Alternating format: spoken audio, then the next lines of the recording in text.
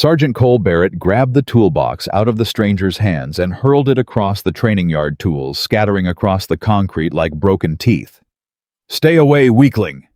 He barked loud enough for every recruit on the line to hear. "This place isn't for people like you." The single dad didn't flinch. He didn't reach for his tools. He just looked at Barrett with the calm of a man who had already survived worse things than a loud voice.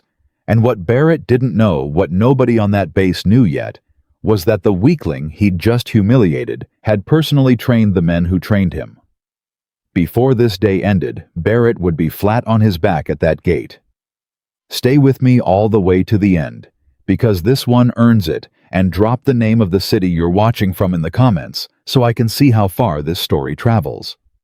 If you love stories where the arrogant get humbled and the quiet man rises, hit subscribe and stay with me. The morning started the way every morning at Fort Redstone started, with noise, and with Cole Barrett at the center of it. He liked it that way. He'd built his whole life around being the loudest thing in any room, and 40 men on the training line meant 40 men who had to listen. He stood at the head of them with his hands on his hips and his jaw set, and he ran his eyes down the row the way a butcher looks at meat. "You call that a formation," he said. "My grandmother stands straighter than you, and she's been dead 11 years. A couple of the newer recruits laughed. The smart ones didn't. The smart ones had already learned that laughing at Barrett's jokes was a trap, because the moment you relaxed was the moment he came for you. "Something funny, Private Reyes." "No, Sergeant." "No, Sergeant," Barrett mimicked high and thin. "You think this is summer camp? You think you're gonna go home to Mama and tell her how hard basic was? Let me tell you what's hard. Hard as me every day for the rest of your miserable time here." That was when the gate at the far end of the yard rolled open and the truck came through. It was an ordinary truck. Dusty white, a contractor's decal peeling off the door. The kind of vehicle that came and went from a base like this a dozen times a day and never got a second look. It rolled to a stop near the equipment shed, and a man climbed out of the cab. He was maybe 35, hard to tell. He wore plain canvas work pants and a gray shirt with the sleeves pushed up, and he moved without any hurry at all. The way a man moves when he has spent a long time learning that hurrying only breaks things. He reached back into the cab and lifted out a battered toolbox, and he carried it toward the shed like it was the most natural thing in the world. Barrett watched him the whole way. Something about the man bothered him, and he couldn't have told you what. It wasn't the clothes, it wasn't the truck. It was something in the way he walked, a kind of stillness. A man who wasn't checking the room for approval, wasn't reading faces, wasn't doing any of the 1,000 small nervous things that men did around soldiers. He just walked, like he belonged. That was the thing Barrett couldn't stand. "Hold the line," he told the recruits, and he started across the yard. The man had set his toolbox down by the malfunctioning training rig, the automated target system that had been throwing errors for 3 days, that 2 base engineers had failed to fix, that the whole schedule had been backed up around. He crouched down in front of the open panel and looked at the tangle of wiring inside, and he tilted his head a little, the way a man does when he's listening for something. "Hey." The man didn't look up. "Hey, I'm talking to you." The man reached into the panel with 2 fingers, found a connector, and pressed it back into place with a soft click. Then he looked up. "Morning. You lost?" "No." "Because this is a restricted training area," Barrett said, planting his boots. "Civilians don't wander in here. Civilians stay behind the yellow line and wait for somebody to hold their hand. I've got a work order," the man said. He said it evenly, no heat in it at all, and he went back to the panel. That evenness landed on Barrett like a slap. An argument he could win. An argument he could shout down. But this quiet, easy no heat, it sat in his chest like a stone, and he didn't understand why, so he did what he always did with a feeling he didn't understand. He got louder. "I don't care what you've got. I care that there's a stranger in coveralls kneeling in the middle of my training yard while my men are on the line. You know what happens if that rig fires while you've got your hands in it? You lose those hands, genius. And then I've got paperwork." "It won't fire," the man said. I cut the power to the actuator before I opened it. Barrett blinked. That was actually the right thing to do. He hadn't expected the right thing. Behind him, the recruits had stopped pretending not to watch. This was better than drills. This was the sergeant on the hunt, and everybody wanted to see what he'd caught. "What's your name?" Barrett demanded. "Daniel?" "Daniel what?" "Carter." "Well, Daniel Carter." Barrett crouched down beside him close, using his size the way he always used his size. "Here's what's going to happen.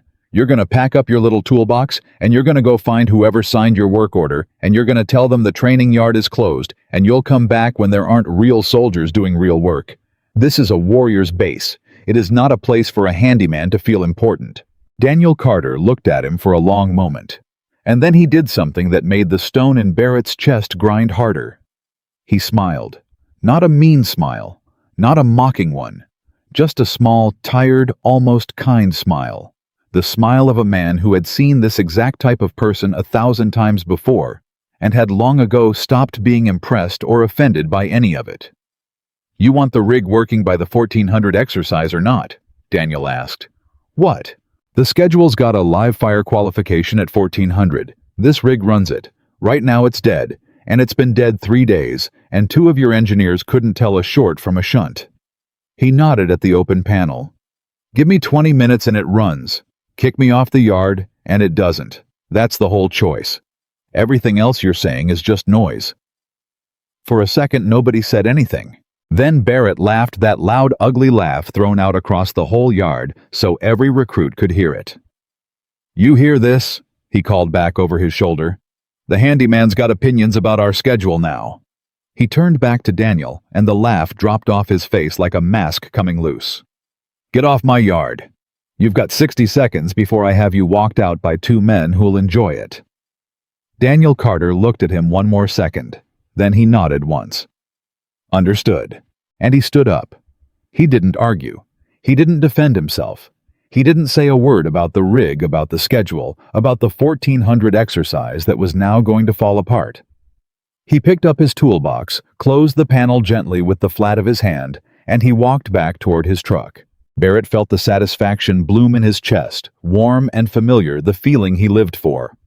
He turned back to his recruits and spread his hands as if to say, "You see, this is how you handle it. This is what command looks like." What he did not notice was that Daniel Carter did not get in the truck and drive away. He set the toolbox on the tailgate. He leaned back against the fender, crossed his arms, and he watched. Not angry, not embarrassed. He watched the training yard the way a mechanic watches an engine he already knows is going to seize waiting patient, certain as if he could hear a sound in it that nobody else could hear yet. Nobody told him to leave the lot. And Barrett, having won, forgot about him entirely. Chad.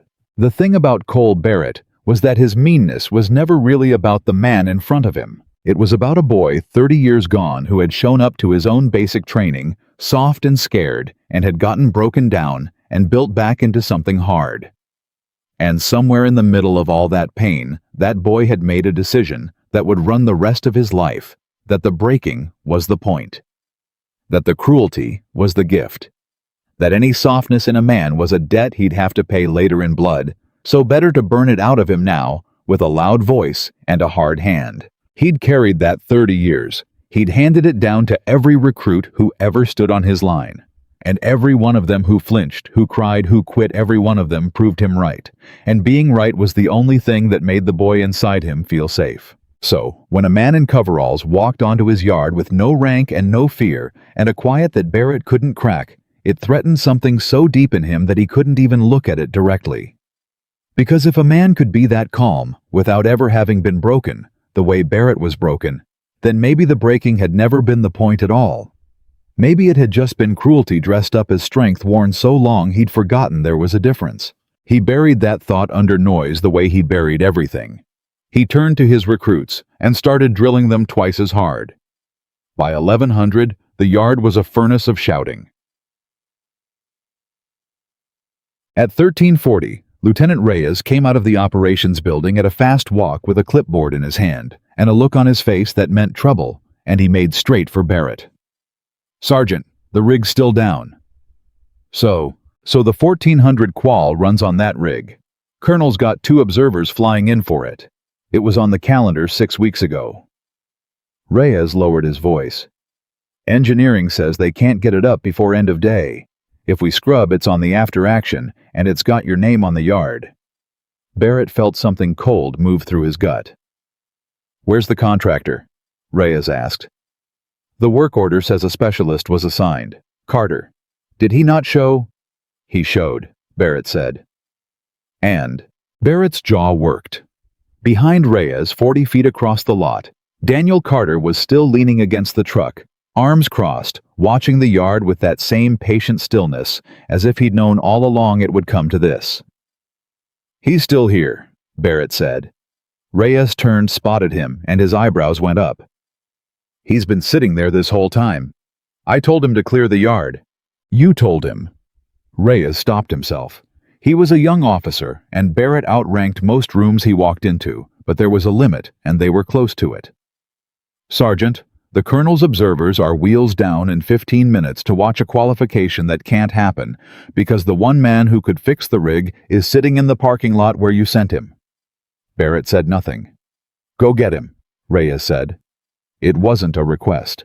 For a long moment, Barrett didn't move. Every instinct in him screamed against it, against walking across that gravel, against asking a favor of the man he'd just humiliated in front of 40 recruits, against being wrong out loud where everyone could hear it. Marcus Cole Barrett had never in his adult life said the words, "I need your help," and the idea of saying them to a handyman felt like swallowing broken glass. But the colonel was 15 minutes out. He crossed the lot. Daniel Carter watched him come. He didn't straighten up. He didn't uncross his arms. He just tracked Barrett with those quiet eyes, and when Barrett stopped in front of him, he waited. The rig, Barrett said. The word came out clipped. Can you still fix it? You told me to leave. I'm telling you something different now. Daniel tilted his head. That's not how it works.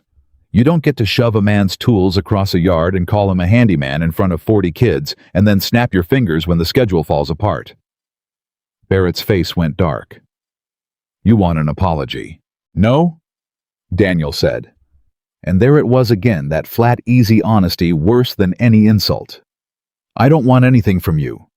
I'm telling you why a man might not feel like coming when you call. You should understand that. You spend all day trying to make men afraid of you. Afraid men don't do their best work. They do their fastest, so you'll stop looking at them. You've been getting fast for years and calling it good. Something behind Barrett's eyes went tight. But that's your business, Daniel went on. He pushed off the fender and picked up his toolbox. The rig's not the recruit's fault, and it's not the colonel's, and there's a qual on the line.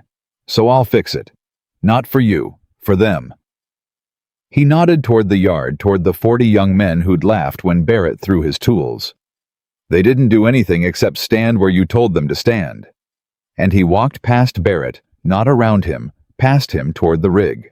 Barrett stood in the lot, with his hand still half raised from where he'd pointed, and for one horrible second, he did not understand what had just happened to him. Because in 20 years of soldiers scrambling out of his way, no one had ever simply walked past him.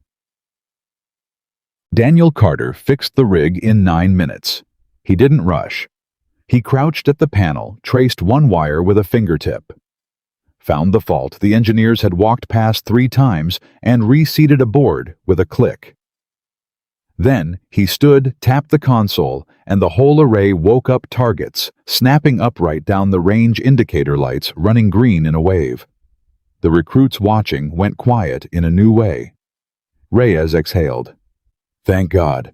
Okay. Reset positions we run in. That was when the first vehicle came through the gate. It wasn't the colonel's staff car. It was ahead of schedule, and it was moving with purpose, and the man who climbed out of it wore stars on his collar that stopped every conversation in the yard cold. Major General Harlan Voss, the base commanding general. A man who did not attend routine quals, a man whose presence meant the day was not the day anyone had been told it was. Barrett straightened like he'd touched a live wire. His hand came up in a salute, his mouth already opening into a greeting, into an explanation, into all the things a threatened man says when a bigger man arrives. "General Voss, sir, welcome, we're just about to—" Voss walked past him. Not around him. Past him. The same way Daniel Carter had, as if Barrett were a piece of equipment left in the wrong place.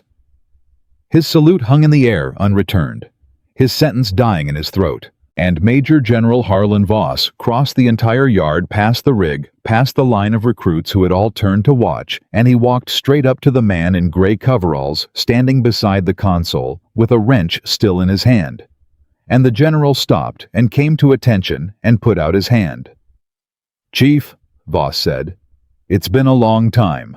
Daniel Carter set down the wrench, and he shook the general's hand, and something moved across his tired face, not surprise. Recognition, old history. "General Voss," he said, "you got fat." Voss barked a laugh loud and delighted, a sound nobody on that base had ever heard the man make. "And you got old Sergeant Carter. What are you doing in coveralls? I heard you were out." "I am out." "You're fixing target rigs." "Man's got to eat," Daniel said. "And a girl needs shoes. Turns out they grow out of them every 4 months. Nobody warns you." Behind them, 40 feet away, Cole Barrett stood alone in the middle of the gravel, with his hand still half raised, and the ground he had stood on his entire life quietly ceased to exist beneath his boots. Because the sight of a 2-star general crossing a yard to shake the hand of the man Barrett had spent all morning humiliating, throwing his tools, calling him a weakling, a handyman running him off the line, had detonated across the training yard like a shell landing in the middle of a formation. The recruits looked at Daniel, then at Barrett, then at each other, and the same thought moved through all of them at the same speed. He isn't nobody. Voss turned and swept his eyes over the yard, and they landed on Barrett, and his face changed. It didn't go angry. It went to the flat professional courtesy of a man who has already made a decision. "Sergeant," he said, walking toward him now, "I'd like to introduce you to Daniel Carter." He let the name sit. Chief Warrant Officer retired. Before that, lead close combat and small unit tactics instructor at the schoolhouse that trained the cadre that trained you. "Sergeant Barrett, do you understand what I just said?" Barrett's mouth opened. Nothing came out. "The instructors who made you a soldier." Voss said he made them. That's not a figure of speech. Your first combatives instructor, Sergeant First Class Doyle Carter, certified him, personally, 14 years ago. He glanced back at Daniel. "That right, Chief Doyle, still teaching." "Doyle's a master sergeant now," Daniel said quietly. "Good kid. Overthinks his footwork." Barrett heard it like a man hearing his own name read off a list he didn't know he was on. "And I'm told," Voss went on, turning back to him, and now the courtesy had iron under it, "that when Chief Carter arrived this morning to fix a rig your own engineers couldn't on a work order signed by my office, you threw his tools across this yard and ordered him off the property. Is that accurate, Sergeant?" The whole yard was watching. Every recruit. Every young man who'd been screamed at all morning now watching the sergeant, waiting to see what he'd do. "Sir," Barrett managed, "I had no way of knowing who he—" "You didn't ask," Voss said. "You looked at a man in work clothes, and you decided what he was worth in half a second, and you were wrong, and instead of finding out you got loud." He let that land. "You've been getting loud your whole career, Sergeant. It works on 18-year-olds. It doesn't work on me, and it damn sure didn't work on him." Daniel Carter had not said a word through any of it.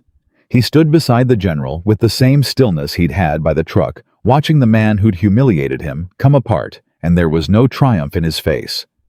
That was the thing the recruits would talk about for years afterward in the mess and the barracks.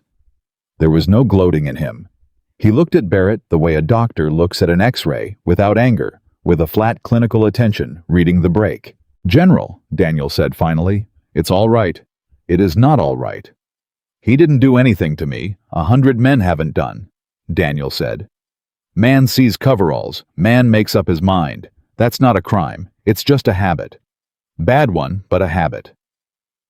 He looked at Barrett, and there was something almost gentle in it, which was somehow more devastating than anger would have been. "The rig's fixed. Your qual can run. Let's not make the boys' whole afternoon about one man's temper." But Barrett cornered humiliated 40 faces on him, and 2 stars in front of him did what cornered men do. He reached for the one thing that had never failed him. He got loud. "With respect, General," he said, and his voice climbed, "this is exactly what's wrong with what we've become. A man walks onto a warrior's base in coveralls, no rank, no uniform, and I'm supposed to just know, I'm supposed to read minds. Now I built this unit on strength, on standards, on men earning respect instead of walking in and expecting it. And now I'm the villain, because I didn't roll out a carpet for a handyman with a good story." "He's not a handyman," Voss said quietly. "He's in coveralls, sir. So was Audie Murphy half his life." Voss's voice didn't rise. It didn't have to. "You keep saying strength, Sergeant. Let me tell you what I watched from the moment I drove through that gate. I watched the most decorated close combat instructor this base ever produced stand in a parking lot in the sun for 2 hours, because you decided on sight that he couldn't possibly be what he is. You had a work order with his name on it. You never read it. You'd rather have been sure than been right." He took a step closer. "That's not strength, Sergeant. That's a man so afraid of being wrong that he'll wreck a qualification exercise to protect his own pride. I've spent 30 years watching that particular fear get good men killed. It is the weakest thing I know." The word weak went through Barrett like a blade, because it was his word, the one he'd thrown at Daniel that morning, and Voss had just turned it around and handed it back. "You want to talk about strength," Voss said. He looked at Daniel. "Chief, how many recruits did you pull out of the washout pile in your years at the schoolhouse, the ones the loud instructors gave up on?" Daniel was quiet a moment. "I didn't count." "He counted," Voss said to Barrett. "I read the file. 211. 211 kids that men like you had already written off as weak, that he took aside and built back up one at a time until they made it. And a good number of them are the reason certain missions came home." He looked at Barrett steadily. "That's strength, Sergeant. Not the man who breaks the weak ones to feel strong. The man who makes them strong and never once needs the credit." It should have ended there. A wiser man, a smaller man, would have gone quiet, would have understood the ground had shifted, and the only thing left to save was a little dignity by keeping his mouth shut. But Cole Barrett had never in his life understood when to stop. And watching his recruits look at Daniel Carter, the way soldiers look at a legend that has walked out of the rumors and into the daylight, watching the entire architecture of his authority dissolve in real time, the thing in him boiled over one final time. "Then let him prove it," Barrett said. The yard went still. "General, with respect, everybody's got a file. Everybody's got a story. He fixed a rig fine, he's handy. But you're standing here telling my recruits that this man is harder than me, that he could out-soldier me based on paperwork from 14 years ago." He turned to Daniel, and his voice dropped, and it was ugly and low. "You want them to believe it? Show them, right here. You and me. Or is that the part where the great Chief Carter finds a reason to walk back to his truck?" Reyes stepped forward. "Sergeant, that's enough."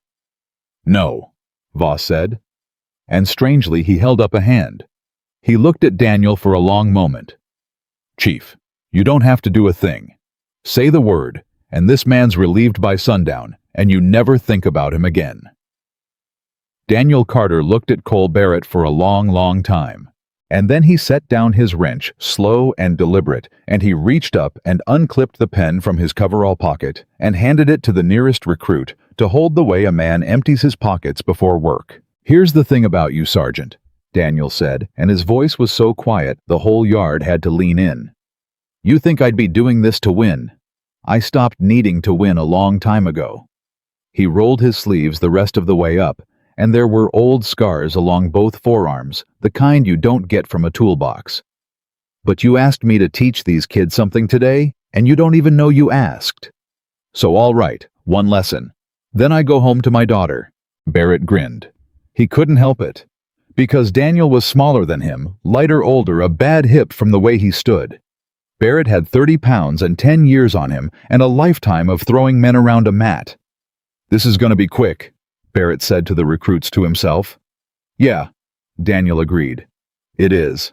The recruits formed a loose circle, without anyone telling them to. The way men always do.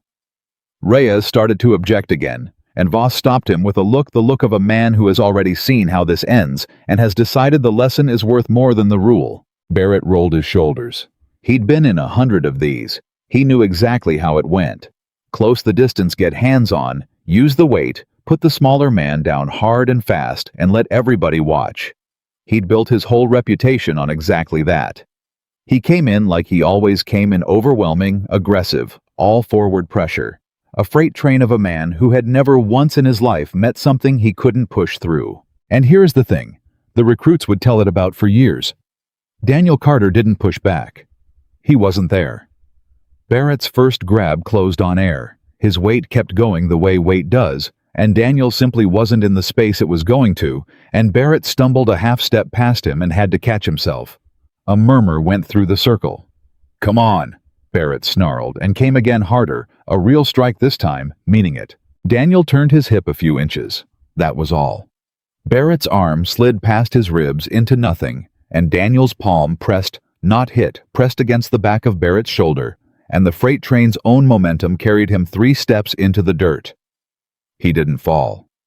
But he was off balance now, and off balance was a country Cole Barrett had never once visited. "Stop dancing and fight!" Barrett roared. "I'm not dancing," Daniel said. He wasn't even breathing hard. "You're fighting. I'm just letting you. There's a difference. You've never learned it because nobody ever survived long enough to show you. Every man you ever put on a mat was scared, and scared men give you their weight. I'm not giving you mine." Barrett attacked again.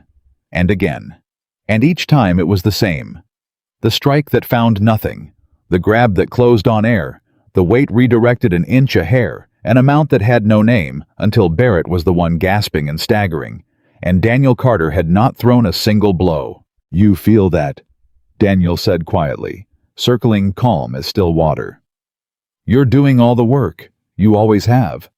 You built a whole life on being the strongest man in the room, and you never once found out what happens when strength meets control because you made sure the room was always full of people too scared to teach you." He stepped in close now. "I'm about to teach you. Don't be ashamed of it. Everybody's got a ceiling. The only shame is spending your whole life pretending you don't." Barrett let out a wordless sound and threw everything he had left into one final reckless charge. Arms wide, all his weight, all his rage. The way a man attacks when anger has finally taken the wheel. Daniel Carter waited until the last possible instant. Then he stepped into it. Not a way into caught, Barrett's driving arm dropped his own weight low and used every ounce of the sergeant's momentum against him. There was a moment where Barrett was airborne, a big man turned weightless, the whole thing almost gentle.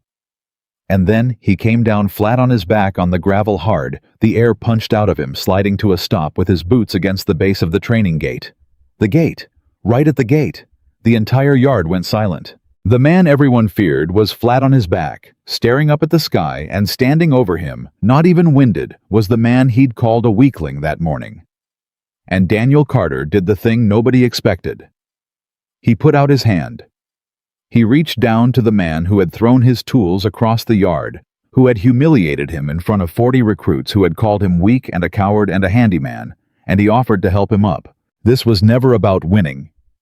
Daniel said quiet enough that only Barrett could hear it, but the yard was so silent it carried anyway. It was about learning. You spent 30 years thinking loud was the same as strong. It isn't. Loud is what you do when you're scared they'll find out you're not sure. I've watched you all morning. You're not a cruel man, Sergeant.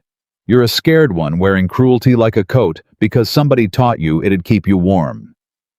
He kept his hand out. It won't. It never did. Take my hand.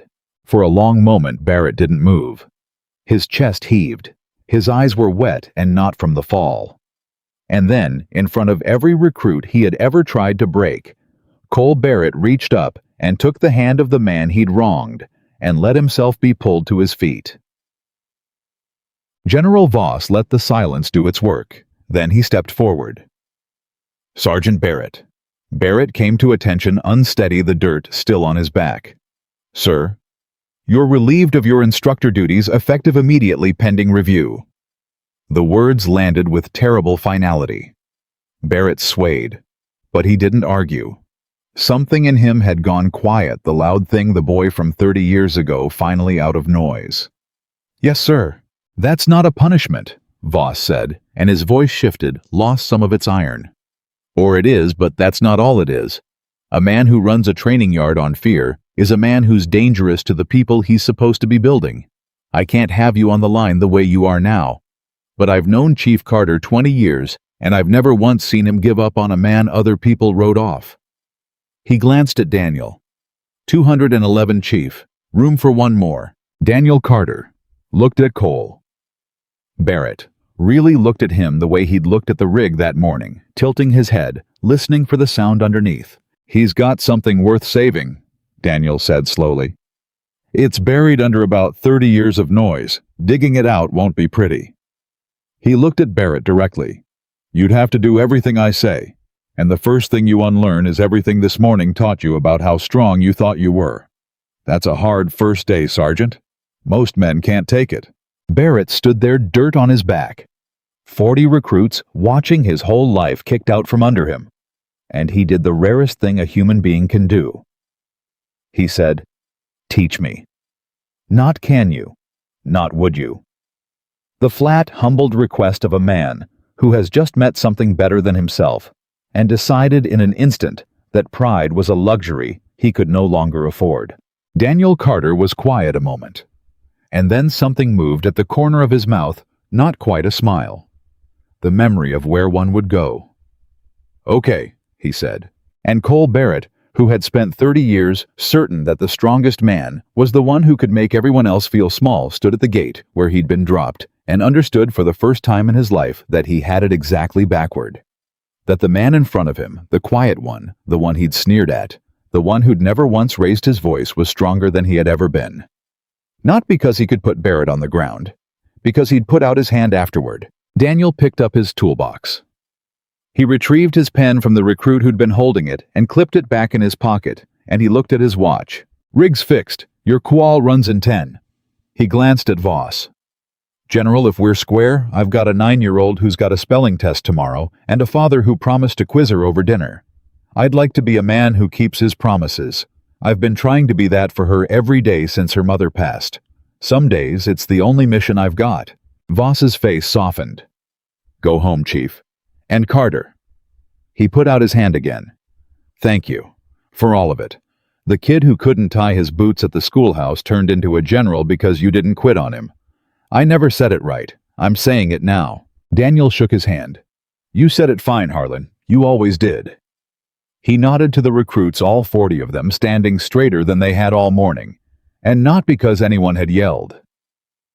"Take care of each other," he told them.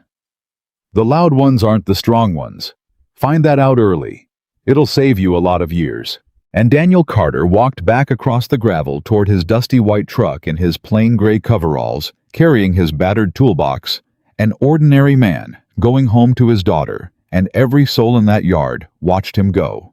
And not one of them would ever again look at a quiet man in work clothes and think they knew what he was. Behind him, Cole Barrett stood at the gate where he'd fallen, watching the truck roll out through the same gate it had rolled in through that morning, and he pressed the heel of his hand hard against his eyes, and for the first time in 30 years, the loud man in his chest had absolutely nothing to say. The white truck was barely past the second checkpoint when Cole Barrett realized he didn't know how to stand anymore. That sounds like a strange thing for a man to forget, but for 30 years Barrett had known exactly how to hold his body in front of other men. Chest out, chin up, weight forward like he was always 1 second from stepping into somebody. It was a posture that said, "I am the biggest thing here, and you'd better hope I stay in a good mood." He had worn it so long it had stopped being a choice and become a skeleton. And now, standing at the training gate, with the dirt still on his back, and 40 recruits pretending very hard not to look at him, that skeleton had simply dissolved. He didn't know where to put his hands. He didn't know where to point his eyes. He felt for the first time since he was 18 years old, like a man who had been caught being small. Lieutenant Reyes cleared his throat beside him. "Sergeant, the qual. Do you want me to?" You run it, Barrett said. Reyes blinked. In 2 years, he had never once heard Barrett hand off anything. Sir. You run it, Lieutenant. I'm relieved. General's orders. You're senior man on the line now. The words came out flat without fight. Rigs fixed. Positions are set. You know the sequence. Run it. And Barrett turned and walked off the yard. He didn't storm. That was the thing every recruit noticed, and half of them would mention it later without being able to say why it stuck. Cole Barrett's storming was a thing they'd all seen, the pounding boots, the slammed doors, the whole base leaning away from him like grass under a helicopter. But this wasn't that. This was a man walking slowly toward the barracks with his head down, and it frightened them more than any of his shouting ever had, because they understood without words that they were watching something break that they had assumed could never break. He made it to his quarters. He shut the door. And Cole Barrett, 48 years old, 22 years in uniform, sat down on the edge of his bunk and put his face in his hands and could not for the life of him figure out what had just happened to him. Because here was the thing that kept circling him sharp and cold. It wasn't the fight. He could have made peace with the fight. Men got beat. Even the best men got beat by someone better, and there was no shame he couldn't have swallowed in losing to a legend. He'd have told the story himself in 10 years, made himself the fool in it, gotten a laugh. It wasn't the fight. It was the hand. Daniel Carter had put him on his back in front of 40 men, and then he had reached down and offered to help him up. And in 30 years of putting other men on their backs, Cole Barrett had never once done that. Not once. He had stood over every recruit he'd ever dropped and let them get up alone. Because the getting up alone was the point. Because he'd told himself that a man who couldn't stand back up on his own didn't deserve to. He had built a whole philosophy out of never offering his hand. And a stranger in coveralls had shown him in one gesture that the philosophy was a coward's. That any fool could knock a man down. That it took something Barrett didn't have to reach down afterward. He sat there a long time. At some point there was a knock at his door. He didn't answer it. It came again softer. And then the door opened anyway because that was the kind of thing Reyes did. And the young lieutenant stood in the doorway looking at his sergeant sitting on the bunk with his hands hanging between his knees. And neither of them said anything for a moment. "Qual went clean," Reyes said finally. "All 40 passed the chute. The general's observers were happy. Rig ran perfect the whole way through." "Good," Barrett said. "Sergeant, don't." "I wasn't going to say anything soft," Reyes said, and there was something in his voice that made Barrett look up. "I was going to say the recruits are talking, and they're not saying what you'd think." Barrett waited. "They're not laughing at you," Reyes said. "I figured they would be. I figured by now half of them would have it on their phones, and the other half would be planning the nickname. But they're not doing that. You know what they're doing? They're talking about the hand.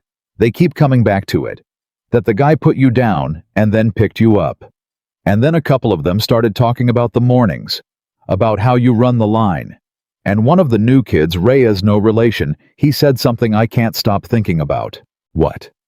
"He said, 'I've been more scared of Sergeant Barrett than I've ever been of the enemy, and I haven't even met the enemy yet.'" Barrett didn't move. "He didn't say it to be cruel," Reyes went on. "He said it like he'd just figured it out, like it surprised him. And a couple of the others got quiet, and I realized they all felt it. Every one of them." He paused. "I don't think they hate you, Sergeant. I think they've just been scared of you so long they forgot there was another way to feel about the man in charge. And today, they saw one. That's all. Today, they saw a man who could do everything you can do, and more, and who wasn't scary at all. And it kind of blew the doors off for them." Barrett stared at the floor between his boots. "Get out, Reyes," he said. But there was no anger in it, just tiredness. "Yes, Sergeant." Reyes turned to go, then stopped in the doorway. "For what it's worth, the general didn't relieve you because you lost a fight. He relieved you because of the mornings. You might want to think about which one you're actually upset about." And he left. By 1500, the news had traveled the way news travels on a base, which is faster than light and twice as crooked. By the time it reached the motor pool, it had Barrett getting choked out cold. By the time it reached the mess, it had Daniel Carter as a retired Delta colonel who'd killed 9 men with his hands. By the time it reached the officer's side, it had settled back down close to the truth, which was strange enough on its own, and it reached General Voss in his office in a version accurate enough that he set down his coffee and sat with it a while. Voss was old enough to know that the fight wasn't the story. The fight was just the thing loud enough for everyone to see. The story was what happened next, and the story had a fork in it, and he'd seen that fork 100 times in 30 years. A man like Barrett got knocked flat in public, and one of 2 things happened. He went bitter, and he spent the rest of his career being quietly poisonous, blaming the world, waiting for his chance to be cruel again in a way nobody could pin on him. Or something cracked open in him, and the light got in, and he became sometimes the best of them, because a man who has been forced to see his own worst self and survived it has a kind of strength that the never-tested men never get. Voss didn't know which one Barrett would be. He'd told Carter the truth in the yard. He'd never seen the chief give up on a man. But he'd also never seen Carter take on a man as far gone as Barrett, and he wasn't sure even Daniel could dig something worth saving out from under 30 years of noise. He picked up his phone and made a call he'd been putting off, and he set the review board for 3 days out. And he did one more thing, which was to make a note in Barrett's file that would matter later, that would matter more than Barrett could possibly know sitting on his bunk that afternoon. He wrote recommend rehabilitation over separation, conditional on demonstrated change. Assign mentor, CWO Daniel Carter, retired. Then he called the front gate and left instructions that if a white contractor's truck came back through, in the next few days, they were to route it to his office first. Daniel Carter came back 2 days later. He hadn't planned to. The work order had been for the 1 rig, and he'd fixed the 1 rig, and there were 3 other jobs stacked up at other sites that paid the same and didn't come with sergeants who threw your tools. But there was a follow-up on the target array, a calibration that had to be run after 24 hours of operation to make sure the fix held, and the scheduling office had put it back on his docket, and Daniel was not the kind of man who left a job half done because the customer had insulted him. He'd learned a long time ago that the work didn't care about your feelings, and neither did the people who depended on the work. So the white truck came back through the gate at 08:30, and the gate guard, following instructions, told him the base commander wanted to see him first. And Daniel drove to the headquarters building with a small, cold feeling in his gut, because in his experience, being summoned by a general was rarely the start of an easy morning. Voss met him at the door of his office himself, which was its own kind of message, and waved him to a chair. "Coffee. I'm all right. Sit down anyway." Voss lowered himself into the chair behind the desk, with the slow care of a big man whose knees had opinions. "I'll get right to it, because I know you've got a rig to calibrate and a girl to get home to. I want to ask you for something, and I want you to feel free to tell me no, because it's a lot to ask, and it's got nothing to do with your contract." "Ask?" "Barrett." Daniel's face didn't change, but something behind his eyes went still. "I've got a review board on him in a day," Voss said. "The easy call is separation. 22 years, but the last few he's been a problem, and what happened in that yard is enough to end him if I want it to be. Half my staff wants it to be. They say he's a liability, and they're not wrong, and a younger me would have signed the paper already and gone to lunch. But I've been doing this a long time, Chief, and I've learned that the men who wash out ugly are sometimes the same men who'd have been your best if somebody had gotten to them at the right moment. And I watched you take him apart in that yard, and then I watched you offer him your hand, and then I watched him take it, and I thought, that's the moment. Right there. That's the crack. If anybody's going to get in there before it closes again, it's the man who made it." Daniel was quiet. "I'm asking you to mentor him," Voss said. "Formally. I'll write it into his rehabilitation. He works under you. Not on your contract, I mean on him, on the man. I want you to do to Cole Barrett what you did to 211 kids nobody else believed in. I want you to dig out whatever's under all that noise, if there's anything left to dig out. And if there isn't, if you get in there and there's nothing worth saving, then you tell me, and I'll separate him with a clear conscience, and you'll have done more than anyone could ask." For a long moment, Daniel didn't answer. He looked out the window at the yard where somewhere a formation was running, and his jaw worked once. "General, I've got a daughter." "I know. No, I mean, I hear you, and part of me wants to say yes because you're right. I saw the crack too. But I've got a 9-year-old at home who lost her mother 2 years ago, and the deal I made with myself and with her is that I show up. Every day. I coach her soccer, I quiz her spelling. I'm the one at the school pickup line. I turned down real money and real work to be that.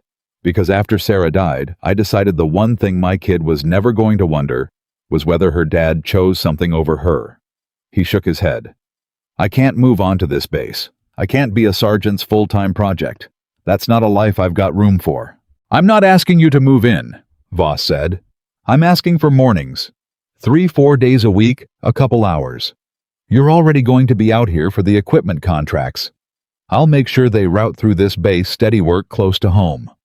You do the rig maintenance, and you take Barrett with you while you do it. He carries your toolbox. He runs the drills you set. He learns the way you teach, which from what I saw is by making a man face the exact thing he's been hiding from." Voss leaned forward. "You'd be home for pickup every day, Chief. I'd build the whole thing around that. You have my word." Daniel Carter looked at him a long time. "He threw my tools across a yard," he said finally. "He did. He called me a weakling in front of 40 kids. He did that too. And you want me to spend my mornings teaching that man to be better?" "I want you to spend your mornings finding out if he can be better," Voss said. "There's a difference, and you know it better than anyone alive. You didn't save 211 kids by deciding in advance they were worth saving. You saved them by refusing to decide until you'd looked. All I'm asking is that you look at Barrett the same way you looked at every one of them. Don't do it because he deserves it. Do it because you're the only man on this earth who can tell me whether there's anything down there. And if there isn't, we'll both sleep fine." And that Voss knew was the argument that would land. Because you couldn't guilt Daniel Carter, and you couldn't order him, and you couldn't pay him enough to make him do a thing he thought was wrong. But you could put a man in front of him who might be worth saving, and ask him to look, and Daniel Carter had never in his life been able to walk past that. Daniel let out a breath. "Mornings," he said. "And I'm home for pickup every single day, or the deal's off that day, no discussion. Every single day. And if I look and there's nothing there, I get to say so and you don't argue." "I won't argue." Daniel stood and put out his hand, and Voss shook it. "He's going to hate it," Daniel said. "I'm counting on it," Voss said. "The ones who fight it hardest are usually the ones with the most buried down there. You told me that yourself, 14 years ago, right before you refused to fail my sorry ass out of the schoolhouse." Daniel almost smiled. "You did overthink your footwork." "I still do." Cole Barrett found out he had a mentor the way he found out most things now, which was by being told rather than by being asked. Reyes brought him the paperwork in the mess at 0700 the next morning. Barrett read it twice. Then he set it down on the table, very carefully, next to his untouched eggs, and he stared at a point on the far wall for so long that Reyes started to worry. "Sergeant." "It says Carter." "Yes, sir. It says I report to Carter, the contractor, the man in coveralls." "Chief Warrant Officer Carter retired," Reyes said carefully. "Yes, Sergeant, for the rehabilitation period. You work under him. It's the alternative is separation, sir. This is the general giving you a road back." "A road back," Barrett repeated. And he laughed, but it wasn't the old laugh, the ugly one that carried across a yard. It was small, and it was tired, and it had something almost like grief in it. "You know what this is, Reyes? This is the general making a point. He couldn't just fire me, that'd be too clean. He wants me to carry the man's toolbox. He wants the whole base to watch Sergeant Barrett fetching wrenches for the handyman who put him on his back. That's not rehabilitation. That's a public hanging with extra steps." "Maybe," Reyes said. "Or maybe it's exactly what it says it is." Barrett looked at him. "I've been on this base 2 years, Sergeant," Reyes said. "I've watched you run more men into the ground than I can count. I've watched kids cry in the latrine because of a morning with you, and then go home and tell their families basic was the best thing they ever did because they were too scared to say the truth, even to themselves. I never said anything. That's on me. I outrank a lot of things, but I never once had the guts to tell you that you were breaking people who came here wanting to be good. He stood. So maybe don't assume the man trying to give you a way out is the one who's hanging you. Maybe the ones who did that were all the ones who watched you for years and said nothing. Like me. And for the second time in 3 days, a junior man walked away from Cole Barrett, having said the thing that Barrett had spent his whole career making sure no one would ever dare say. Daniel Carter was waiting by the equipment shed at 0800 sharp, his toolbox at his feet, when Barrett came across the yard. Barrett had put on his game face. He didn't have much else left, so he'd reached for the one thing that had never abandoned him, the hard, flat mask, and he wore it across the gravel and stopped in front of Daniel and stood there rigid, waiting. Daniel looked at him for a second. "You eat?" Barrett blinked. "What?" "Breakfast. Did you eat?" "I know. Why not? I wasn't hungry. You were nervous," Daniel said, and picked up the toolbox and handed it to him all in one motion, so that Barrett was holding it before he'd decided whether to. "That's fine. First day of anything a man doesn't eat, but you'll be no good to me lightheaded by 10, so." He reached into the shed and came out with a granola bar and tossed it. Barrett caught it on reflex. "Eat that while we walk. We've got 4 rigs to check on the North Range, and I want them all green before lunch." And that was it. No speech. No mention of the fight. No mention of the tools thrown across the yard, or the word weakling, or the 2-star general who'd walked past Barrett to shake this man's hand.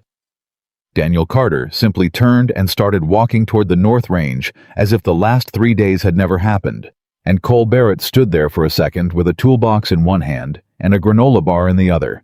And then, because there was nothing else to do, he followed. They walked in silence for a while. Barrett kept waiting for it. The lecture, the humiliation, the moment where Carter turned around and made him say sorry, made him grovel, extracted the pound of flesh that Barrett knew he had coming and had been bracing for since he read the paperwork. It didn't come. Daniel just walked easy, unhurried, occasionally pointing at something, a drainage cut, a range flag, a spot where the ground was soft, and saying a word or two about it, the way a man narrates a place he knows well to a man who doesn't. Finally, Barrett couldn't stand it. "You gonna say it or not?" he said. Daniel didn't break stride. "Say what?" "Whatever you've been saving up. Go ahead. I threw your tools. I called you a weakling. I challenged you like an idiot, and you put me down in front of my own recruits. So get it out. Tell me what a piece of garbage I am. I know you're dying to." Daniel walked a few more steps. Then he stopped, and he turned, and he looked at Barrett with those quiet eyes. "You know what I noticed about you the first morning," he said, "before you ever threw a thing." Barrett said nothing. "You never once looked at your own men," Daniel said.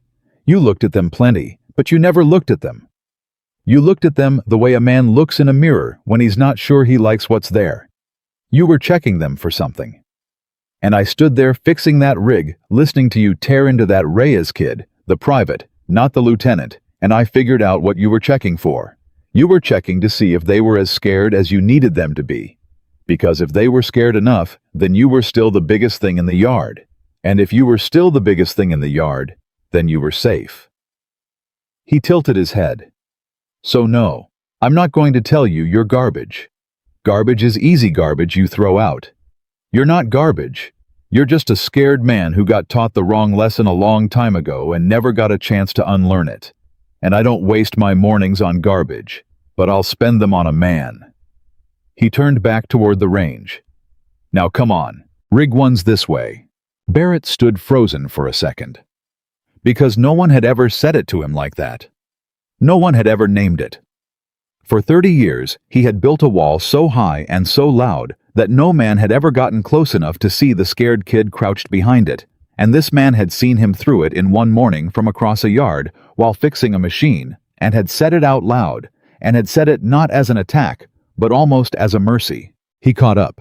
He didn't say anything. But something in his chest had cracked another inch, and he could feel the cold air getting into it. The first week nearly killed him. Not the way Barrett expected. There was no cruelty in it, no shouting, none of the sadism Barrett himself had built his teaching on, and had assumed on some level that all teaching secretly was. Daniel didn't break him down. That was almost the hardest part. Barrett kept waiting to be broken, because being broken, he understood being broken had a shape. And instead, Daniel Carter did something so much stranger and so much harder to defend against. He was patient with him. He handed Barrett tools and taught him what they did. He walked him through the guts of the training rigs, the actuators and the sensors and the logic boards, and when Barrett got it wrong, which he did often, because his hands had spent 30 years learning to punish, and not 1 hour learning to fix, Daniel didn't yell. He just said, "Try it again," in that even voice, and waited, and let Barrett try it again and again until he got it. And every time Barrett got it, Daniel gave the smallest nod and moved on, and somehow that nod landed harder than any praise Barrett had ever chased in his life. On the fourth morning, Barrett dropped a delicate sensor and cracked it, and the old reflex came up in him like bile, the rage, the need to find someone to blame, the certainty that a mistake was a moral failing that had to be punished. He felt his jaw clench, felt the heat come up, his neck, felt himself reaching for the man he'd always been. "That was a $1,500 part," Barrett said, and his voice came out hard, and he hated it, and he couldn't stop it. "I broke a $1,500 part." "You did," Daniel said. "I'm sorry. It won't." "Why'd you break it?" Barrett stopped. "What? Why'd you break it?" "Not to make you feel bad. I want to know the mechanism. What happened?" Barrett looked down at the pieces in his hand. I gripped it too hard. I was nervous. I'd just gotten the last one right and I was trying to go faster." "Okay," Daniel said. "So that's the lesson. Not that you're clumsy, not that you're stupid, not that you cost me $1,500. The lesson is that when you finally get something right, you get greedy, you speed up, and you crush the next thing. You've been doing that your whole life, Sergeant. You get a little bit of success, and you squeeze harder, and you break what's in your hand." He held out his palm. "Give me the pieces. We've got a spare. Slow down and try the next one at half speed. The speed comes on its own later, once your hands know the weight of the thing. It always does. You can't force it." And Barrett stood there with the broken sensor in his hand, and felt something move in his chest that he had absolutely no name for, because Daniel Carter had just taken the single worst reflex of his entire life, the grip, the greed, the squeezing, until things broke, and had shown it to him in the shape of a cracked sensor, and had done it so gently that Barrett couldn't even get angry, couldn't reach for the wall, couldn't do anything but hand over the pieces and try the next one slow. He got the next one right. Slow. And Daniel nodded and moved on, and Barrett had to turn away for a second and breathe. It was in the second week that he asked about the daughter. They were driving out to a far range in Daniel's truck, and there was a child's drawing taped to the dashboard, a stick figure man and a stick figure girl holding hands under a yellow sun, with "World's Best Dad" written across the top in careful wobbly letters, the two S's facing the wrong way. Barrett looked at it for a while. Then he said before he could stop himself, "How old?" "9, Daniel said. "Emma. She'll be 10 in March. Already telling me she's basically 10 now, so I should start acting like it." "You said her mother—" 2 years ago." Daniel's hands didn't move on the wheel. "Cancer. Fast one. We had 11 weeks from the day they found it. Emma was 7. He was quiet a second. "That's why I left the real work. I was still in when Sarah got sick. Combatives instructor doing contract training on the side, gone half the year to places I couldn't talk about. And when she was dying, she never once asked me to quit. That's the thing about Sarah, she'd have never asked. But I looked at Emma, 7 years old, about to have one parent left, and I thought if I keep doing the work, that kid grows up with 2 ghosts. One in the ground and one on a plane." He shook his head. "So I put it down. All of it. The rank, the deployments, the reputation, the whole thing.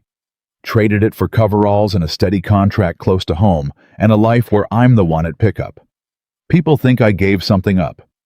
I didn't give up anything. I chose the one thing that mattered and let the rest go." Barrett was quiet for a long time. "You had all that," he said finally. "The rank, the reputation, guys like Voss saluting you, and you just walked away from it, for pickup line." "For Emma," Daniel said. "Pickup line's just where it happens." He glanced over. "That surprise you?" "Yeah," Barrett admitted. "Yeah, it does. Because I spent 30 years chasing exactly the thing you walked away from. The being the biggest guy in the room, the guys being scared of me. I thought that was the whole point. I thought if you had that, you'd won." He looked out the window. "And you had way more of it than I ever did, and you put it down like it was nothing for a 9-year-old, and a drawing with the S's backwards. And I can't decide if you're the strongest man I ever met, or if I've been an idiot my whole life." "Can it be both?" Daniel said. And for the first time since the yard, Cole Barrett laughed. A real one. Small and rusty like a thing he hadn't done in years, but real. The change in Barrett didn't happen all at once. That's not how it happens with a man that far gone. It happened in inches over mornings in the small spaces between wrenches. But other people started to see it before Barrett did. Reyes saw it first. He caught Barrett one afternoon standing at the edge of the training yard, watching another sergeant run the recruits, the old way, the shouting, the humiliation, a big loud man tearing into a kid who'd fumbled a reload. And Reyes watched Barrett watch it, and he saw something cross Barrett's face that he'd never seen there before, and it took him a second to place it because it was so out of context. It was pain. Barrett was watching a sergeant do the exact thing Barrett had done every morning for 30 years, and it was hurting him to watch. "You okay, Sergeant?" Reyes asked. Barrett didn't answer for a second. Then he said quietly, "That kid's not going to remember the reload. He's going to remember being made to feel like nothing in front of everybody. 10 years from now, he won't be able to tell you what he fumbled. But he'll remember exactly how his stomach felt right now." He shook his head slowly. "How many of them did I do that to Reyes? How many stomachs?" Reyes didn't have an answer. He wasn't sure Barrett wanted one. The recruits saw it too, though, from a distance, and they didn't trust it. Not at first. They'd learned Barrett too well to believe in a soft version of him, and for the first couple of weeks, they watched him the way you watch a dog that's bitten you before, even when it's wagging. But then small things started to add up. He stopped by the barracks one evening nobody had asked him to, and helped a recruit who was failing land navigation, walked him through it, patient and quiet, in a way none of them had ever seen from him. He caught 2 of them, about to haze a third, the way hazing had always run on that base, the way Barrett himself had always let it run, and sometimes encouraged. And instead of joining in, or looking away, he stopped it cold and said something to the 2 of them, low, that made them go pale, and made the third kid look at Barrett like he'd hung the moon. The story of that one went around the barracks. And slowly, warily, the recruits started to revise their picture of the man, not all at once, but enough that when Barrett walked through the yard now, they didn't lean away from him the way they used to. Some of them even started to lean in. Barrett noticed. And it undid him a little every time, because he understood exactly what it was worth, and exactly how little he'd done to earn it in the years before. But not everyone was happy about the change. There was a master sergeant named Ruiz, Barrett's own age, cut from the same cloth Barrett had been cut from. Loud-hard, a believer in the old ways. A man who'd built his own little kingdom of fear on the far side of the base, and who had for years considered Cole Barrett a brother in arms in the war against softness. And Ruiz did not like what he was seeing. He did not like watching Barrett carry a civilian's toolbox. He did not like the story of the fight, which he flatly refused to believe had gone the way everyone said. And most of all, he did not like the whispers that were starting to run through the younger sergeants. The ones who'd always been a little afraid of men like him and Barrett. Whispers that maybe there was another way to do this. Whispers that had Daniel Carter's name in them. Ruiz caught Barrett alone in the equipment shed one morning before Daniel had arrived. "So it's true," Ruiz said, leaning in the doorway, blocking the light. "You're really doing it, Fetching wrenches for the handyman. Barrett set down the part he was checking. Morning, Ruiz. Don't morning me. I got guys asking me why Cole Barrett, of all people, is out here playing apprentice to some contractor. I got young sergeants, my sergeants starting to ask if maybe they're too hard on their recruits. You know where they're getting that. From you, from watching you roll over. Ruiz stepped into the shed. The Cole Barrett I knew would have never let a man put him down and lived to talk about it. He'd have found that guy in a parking lot and finished it. What happened to you? Barrett looked at him for a long moment, and here was the moment Barrett would think later the fork Voss had known was coming, the crossroad, standing right there in the doorway wearing Ruiz's face. The whole weight of 30 years pulling him one direction, everything he'd been. Everything that would be so easy to be again. He didn't put me down, Barrett said quietly. That's not what He didn't put me down, Ruiz. He put me back. There's a difference, and it took me 2 weeks to learn it, so I don't expect you to get it standing in a doorway. Barrett stood up. You want to know what happened to me? A man beat me in front of 40 kids and then reached down and offered me his hand. And I've been trying to figure out for 2 weeks why that hand meant more to me than any win I ever had. And I finally got it. It's because I never once in 30 years gave anybody mine. Not you, not my recruits, not anybody. We stand over the men we knock down, you and me. We let them get up alone. We call it toughness. It's not toughness, Ruiz. It's the smallest thing a man can do.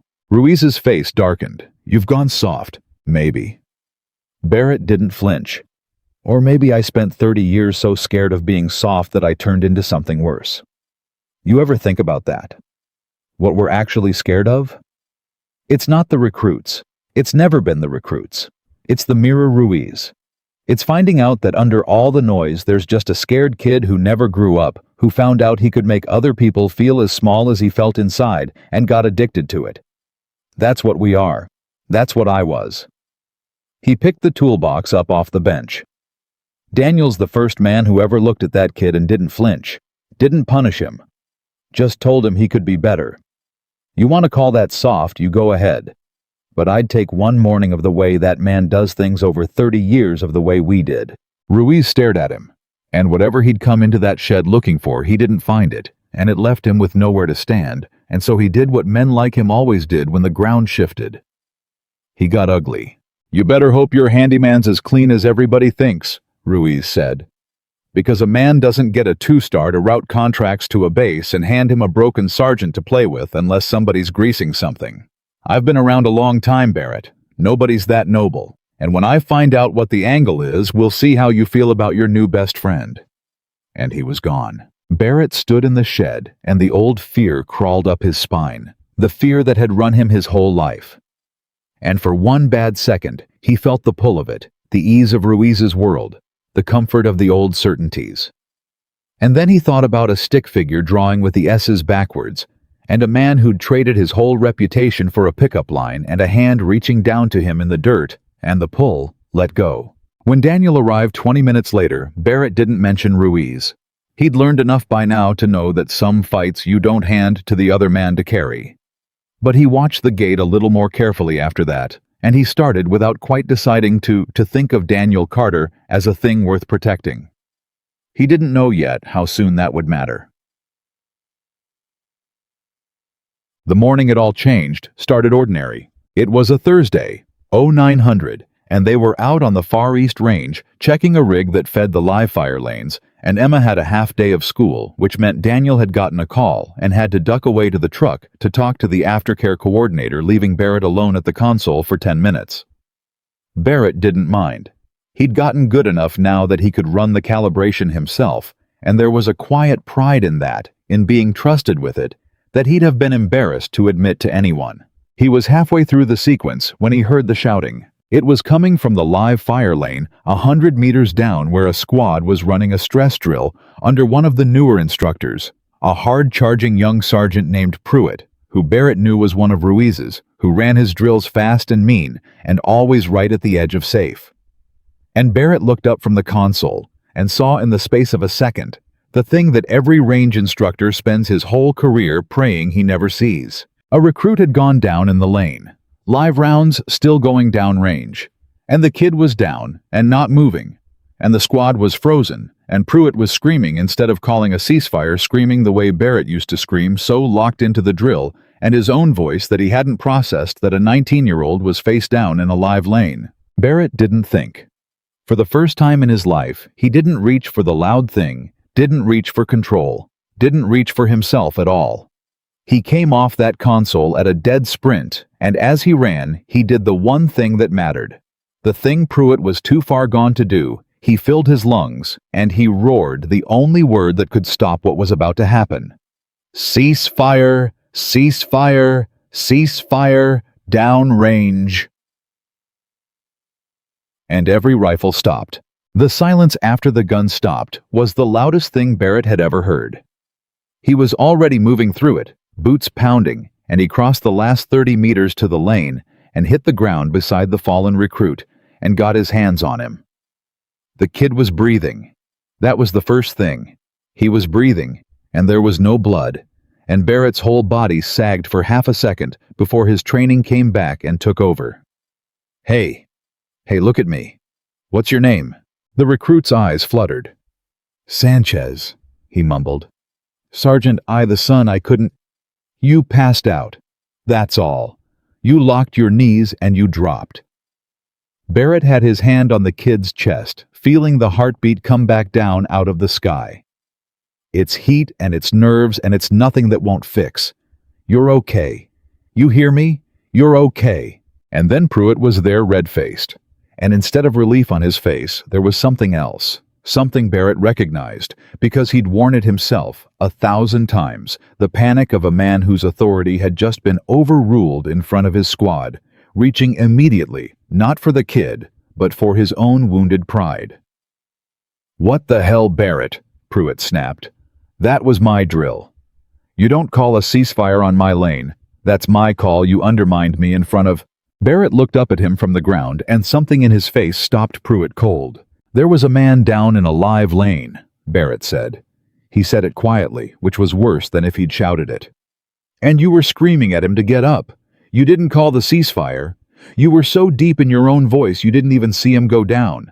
I saw it from 100 meters at a console, and you were standing 10 feet away, and you didn't see it, because you weren't watching your men, you were watching yourself. He got to his feet slow, and now he was close to Pruitt, and the young sergeant took an involuntary step back. You want to talk about your call? Your call almost put a round in a 19-year-old. That's your call. Live with that one for a while. Pruitt's mouth worked. That's not the drill was tight, the timing. The timing.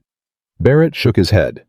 You ran it fast and mean, because that's how you think you prove you're hard. I know, Pruitt. I taught you that. Not directly, but I taught this whole base that fast and mean was the same as good, and you learned it from watching me, and today it almost killed a kid. So no, I'm not sorry I called your ceasefire. I'd call it again 100 times. And if you've got a problem with that, you take it to the range officer, and you explain to him why you didn't see a man drop in your own lane. By then, the medics were coming, and Daniel Carter was jogging across the range from the truck, and the range officer was on the radio, and the whole thing became procedure the way these things do. Sanchez was sitting up now, embarrassed and green, but all right. And the squad was standing in that shaken cluster men form, after they've all understood at the same moment how close something came. Daniel reached them and took it in with one sweep of his eyes, the recruit on the ground, the medics. Pruitt's face, Barrett standing over the whole thing. And he didn't ask what happened. He read it. He always read it. He locked his knees, Barrett said anyway. Heat. Went down in a live lane. Guns were still going. You called it? I called it.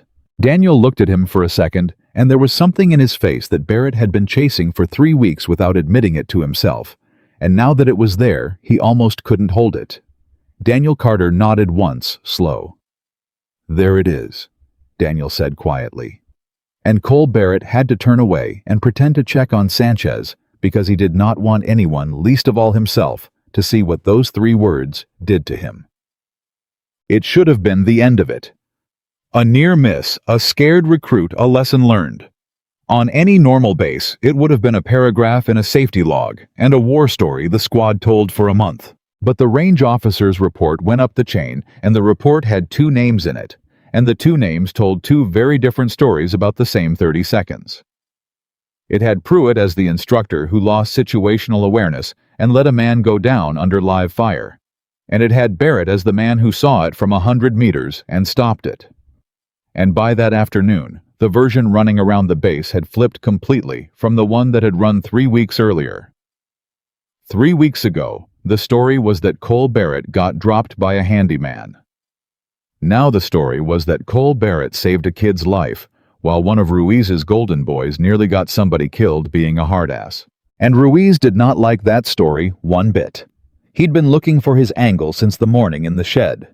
He'd been quietly asking around, pulling on threads the way a certain kind of man does when he's decided someone's gotten too big and needs cutting down. And now Barrett had made his own guy Pruitt look bad in front of the whole base, and it lit a fire under Ruiz that had been smoldering for weeks. He found what he was looking for 2 days later. Or he thought he did. It came out at the worst possible time, which is how these things always come out. There was a base function that Friday, a change of command ceremony for another unit. The kind of event where the whole command structure turns out in dress uniform and stands around afterward drinking bad coffee and making the rounds. General Voss was there. Half the senior NCOs were there. Barrett was there in his blues, standing a little apart the way he did now, still not entirely sure he belonged among people again. And Daniel Carter was there because Voss had invited him personally. And Daniel had come in a jacket that didn't quite fit right, because he hadn't worn a jacket in 2 years, and he stood near the back, looking like exactly what he was. A man more comfortable in coveralls counting the minutes until he could go home to Emma. And Ruiz in his dress uniform with 2 beers in him and a folder's worth of grievance chose that moment. He didn't do it quietly. That was the point. He wanted an audience. He walked up to the little cluster of officers near Voss, loud enough to carry, and he said, "General, sir, before this gets any further, there's something the command ought to know about your contractor there, about Carter." The conversations near them stopped. Voss turned slowly. "Master Sergeant Ruiz, this isn't the time or the... With respect, sir, I think it's exactly the time. Because we've got a man who put a serving NCO on his back, who's been handed one of our own to mentor, who's had contracts routed to this base to keep him close. And I did some digging, sir, because that's a lot of favors for one contractor, and I found something." Ruiz's voice climbed sure of itself, feeding on the attention. Daniel Carter didn't leave the service clean. He was under investigation when he separated. Conduct review. It's in the record, if you know where to look. This man we're all supposed to bow down to walked out 1 step ahead of a board. He looked around at the gathered faces, triumphant. So maybe before we make him a saint, we ask him what he was actually running from. The silence that followed had a terrible weight to it. Barrett felt it land in his gut like a fist, because he knew the way. You know things about a man, you've spent 3 weeks of mornings beside that whatever Ruiz thought he'd found, it wasn't what Ruiz thought it was. But he also knew how a room worked. He knew how an accusation once spoken out loud in front of the right people took on a life that the truth had to spend weeks chasing down. He'd used that himself, that ugly physics, more times than he could count. And now, he was watching it turned on the one man who'd never deserved it. He started forward, but Daniel Carter spoke first. "There was an investigation," Daniel said. He said it plainly into the silence, and it stopped everyone, because a guilty man doesn't lead with the accusation. Daniel stepped forward from the back of the room, and his hands were loose at his sides, and his voice was as even as it had been the first morning by the rig. "Master Sergeant Ruiz is right about that part," Daniel said. "There was a conduct review open when I separated. It's in my file. He found a real thing." He looked at Ruiz, and there was no anger in it, which somehow made it land harder. "You just didn't read far enough to find out what it was about. which is the same mistake a sergeant made 3 weeks ago on a training yard. You saw the shape of a thing and you decided you knew what was inside it. It's a bad habit. It's going around this base. Then tell us, Ruiz said. But there was a flicker in it now, the first small crack of a man who'd bet on something and was starting to suspect he'd bet wrong. I intend to, Daniel said. Since you brought it up in front of the general and half the command, I don't see much choice. He turned to Voss. General, you know this story. You want me to tell it, or you want to... Voss's face had gone very still. Tell it, Chief. It's yours to tell. Daniel nodded. And he stood there in his jacket that didn't fit, and he told it in the same quiet voice he used to teach a man how to seat a sensor without breaking it. 14 months before I got out, he said, I had a recruit at the schoolhouse. Young kid, 19. Good hands, bad head, the kind of kid who could do anything you showed him but couldn't stop the voice in his own skull telling him he was worthless. His squad leader, another instructor, was running him the way a lot of instructors ran the weak ones back then. The way I'd seen run 100 times. Break him down, humiliate him. Figure if he can't take it from us, he can't take it from the enemy. Daniel's jaw tightened just slightly. Except this kid couldn't take it. And one night he went into the latrine with a bootlace, and he tried to make sure he never had to take it again. The room had gone completely silent. I found him, Daniel said. I was doing a walkthrough I wasn't scheduled to do because something about the kid had been sitting wrong with me all day, and I found him in time. Barely. And I got him down, and I got him breathing, and I sat on that latrine floor with him for 2 hours until the medics could get there, and I could hand him off to people who could actually help him. He paused. And then I went and found the instructor who'd been running him, and I'll be honest with all of you because Ruiz wants the truth. I put my hands on that man. First time in my career I ever laid hands on another instructor in anger. I had him against a wall, and I told him if that boy had died, I'd have made sure everyone knew exactly whose voice was in his head when he tied that lace. It got physical. Somebody pulled me off, and that... He looked at Ruiz. That's your investigation. Conduct review. Instructor put hands on another instructor. All true, every word. Nobody moved. They opened the board, Daniel went on.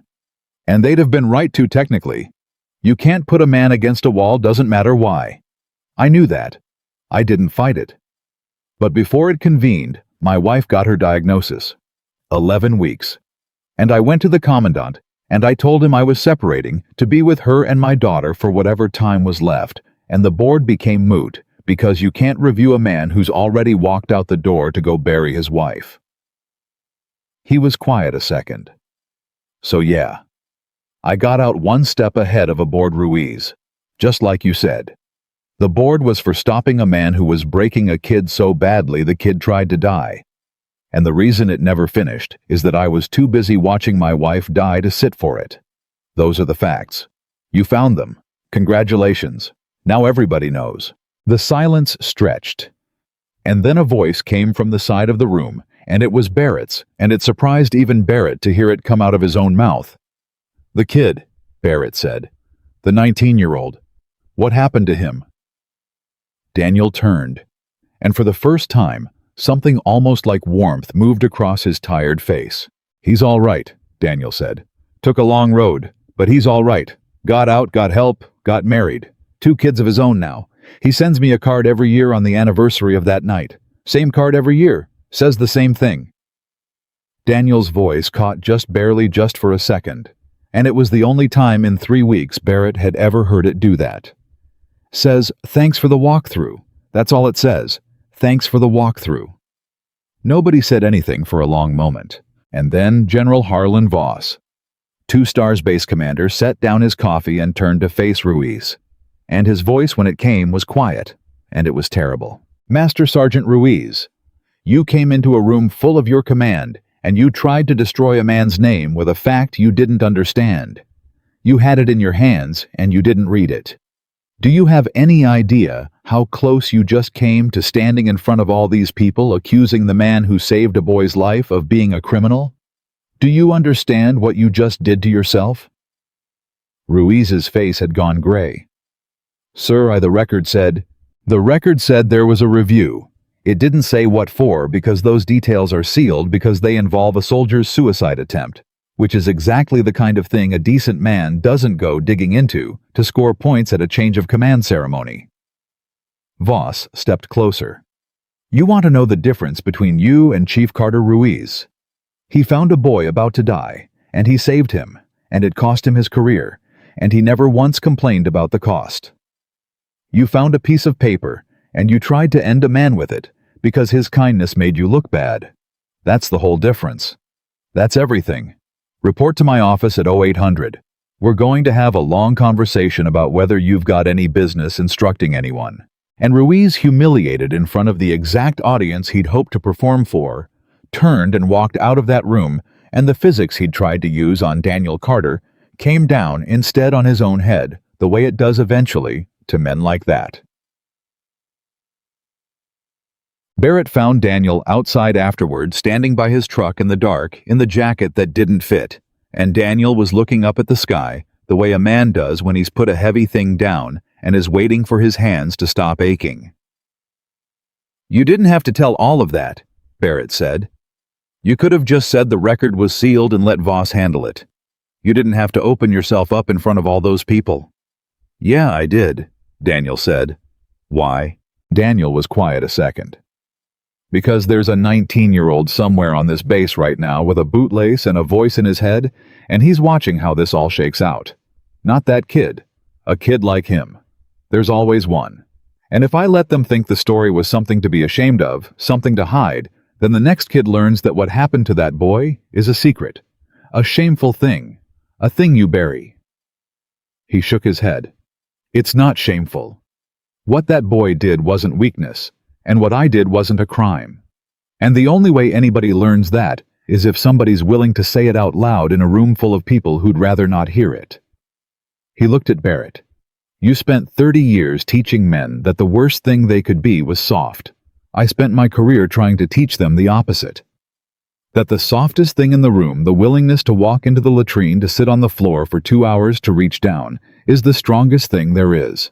I wasn't going to hide that tonight, just to spare myself a hard hour. Barrett stood there in the dark and understood that he had spent 3 weeks thinking he was the project, the broken sergeant being rehabilitated by the wise instructor, and he'd had it exactly backward the whole time. Daniel wasn't teaching him to fix machines. Daniel wasn't even really teaching him to be a better instructor. Daniel was teaching him one morning at a time, one wrench at a time, that the thing Barrett had spent his whole life running from in terror, the softness, the reaching down the hand offered in the dirt, was the only strength that had ever actually mattered. That kid tonight, Barrett said slowly. The bootlace kid. 14 years ago. He swallowed. I had a kid like that. Longer ago. My first year instructing. I wasn't the one who found him. I was the one running him. The way that other instructor ran yours. He couldn't look at Daniel. He didn't do what your kid did, but he washed out and he went home, and I heard a couple years later he never came right. And I told myself it wasn't my fault. I told myself I was just doing the job, making them hard. I've told myself that for 20 years. His voice broke. But it was me, wasn't it? It was my voice in his head. Daniel didn't say anything for a moment. When he did, it wasn't the easy absolution Barrett half wanted and half dreaded. Maybe, Daniel said. Maybe it was. I don't know. I didn't know that kid. He put his hand on Barrett's shoulder. But I'll tell you the thing I do know, because I've had to learn it about my own life. You don't get to change what you did. That boy's gone home, and whatever happened to him happened, and no amount of you hurting over it tonight brings him back or unmakes it. That's the hard part. That's the part that doesn't heal. He tightened his grip. But you're standing here at 48 years old, finally understanding it. And there are recruits on this base right now tonight that you haven't broken yet. Kids whose stomachs you haven't turned. And what you do with them that you get to choose. You can't fix the one behind you. You can be a different man for the ones in front of you. That's the only thing that was ever on offer for any of us. Nobody gets to unbreak the things they broke. We just get to stop breaking. Barrett stood in the dark and cried quietly, the way a man cries when he's held something in for 20 years. and it finally gets to come out.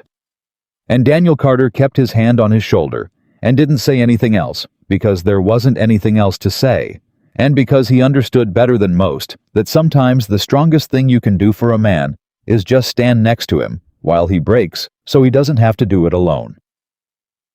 The days that followed were different, and everyone felt it. The story of the ceremony went around the base the way stories do, and it changed things.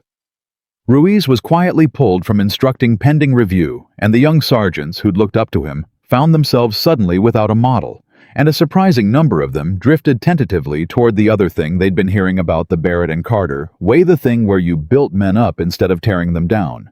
It didn't happen all at once. Old cultures don't die all at once. But a crack had opened in the wall of the old way, and light was getting in, and once light gets into a place like that, it's very hard to get it back out. Barrett changed too faster now, the way a man changes once he's finally stopped fighting the change. He wasn't soft. Daniel had been careful about that, had drilled into him that the goal was never softness, that a good instructor still had to be hard, still had to push, still had to demand more than a recruit thought he could give. The difference wasn't hard versus soft. The difference was why. Barrett had spent 30 years being hard to make himself feel big. Now he was learning to be hard to make his recruits feel capable. Same demands, opposite direction. And the recruits felt the difference immediately, the way men always can, and they started to give Barrett something they'd never given him before in his life, which was not fear, but the thing fear had always been a cheap counterfeit of. They started to trust him. There was a morning about a week after the ceremony when Barrett was running a small group through combatives. Voss had cleared him to teach again on a limited basis under Daniel's supervision. And Barrett put a recruit on the mat clean the way he'd been putting men on mats his whole life. And the recruit lay there for a second, braced the way they always braced, waiting to be left there, waiting to have to get up alone under the sergeant's contempt. And Barrett reached down and offered his hand. The recruit looked at it like he didn't understand what it was. "Take it," Barrett said. "That's the lesson. Anybody can put a man down. You want to know if you're actually strong? It's whether you reach down after. Now come on. Up. We go again, and this time watch your base." And the recruit took his hand, and Barrett pulled him up and across the yard, standing by the equipment shed. With a wrench in his hand, Daniel Carter watched the whole thing, and didn't say a word. But there was something at the corner of his mouth, the memory of where a smile would go, and it stayed there a long time.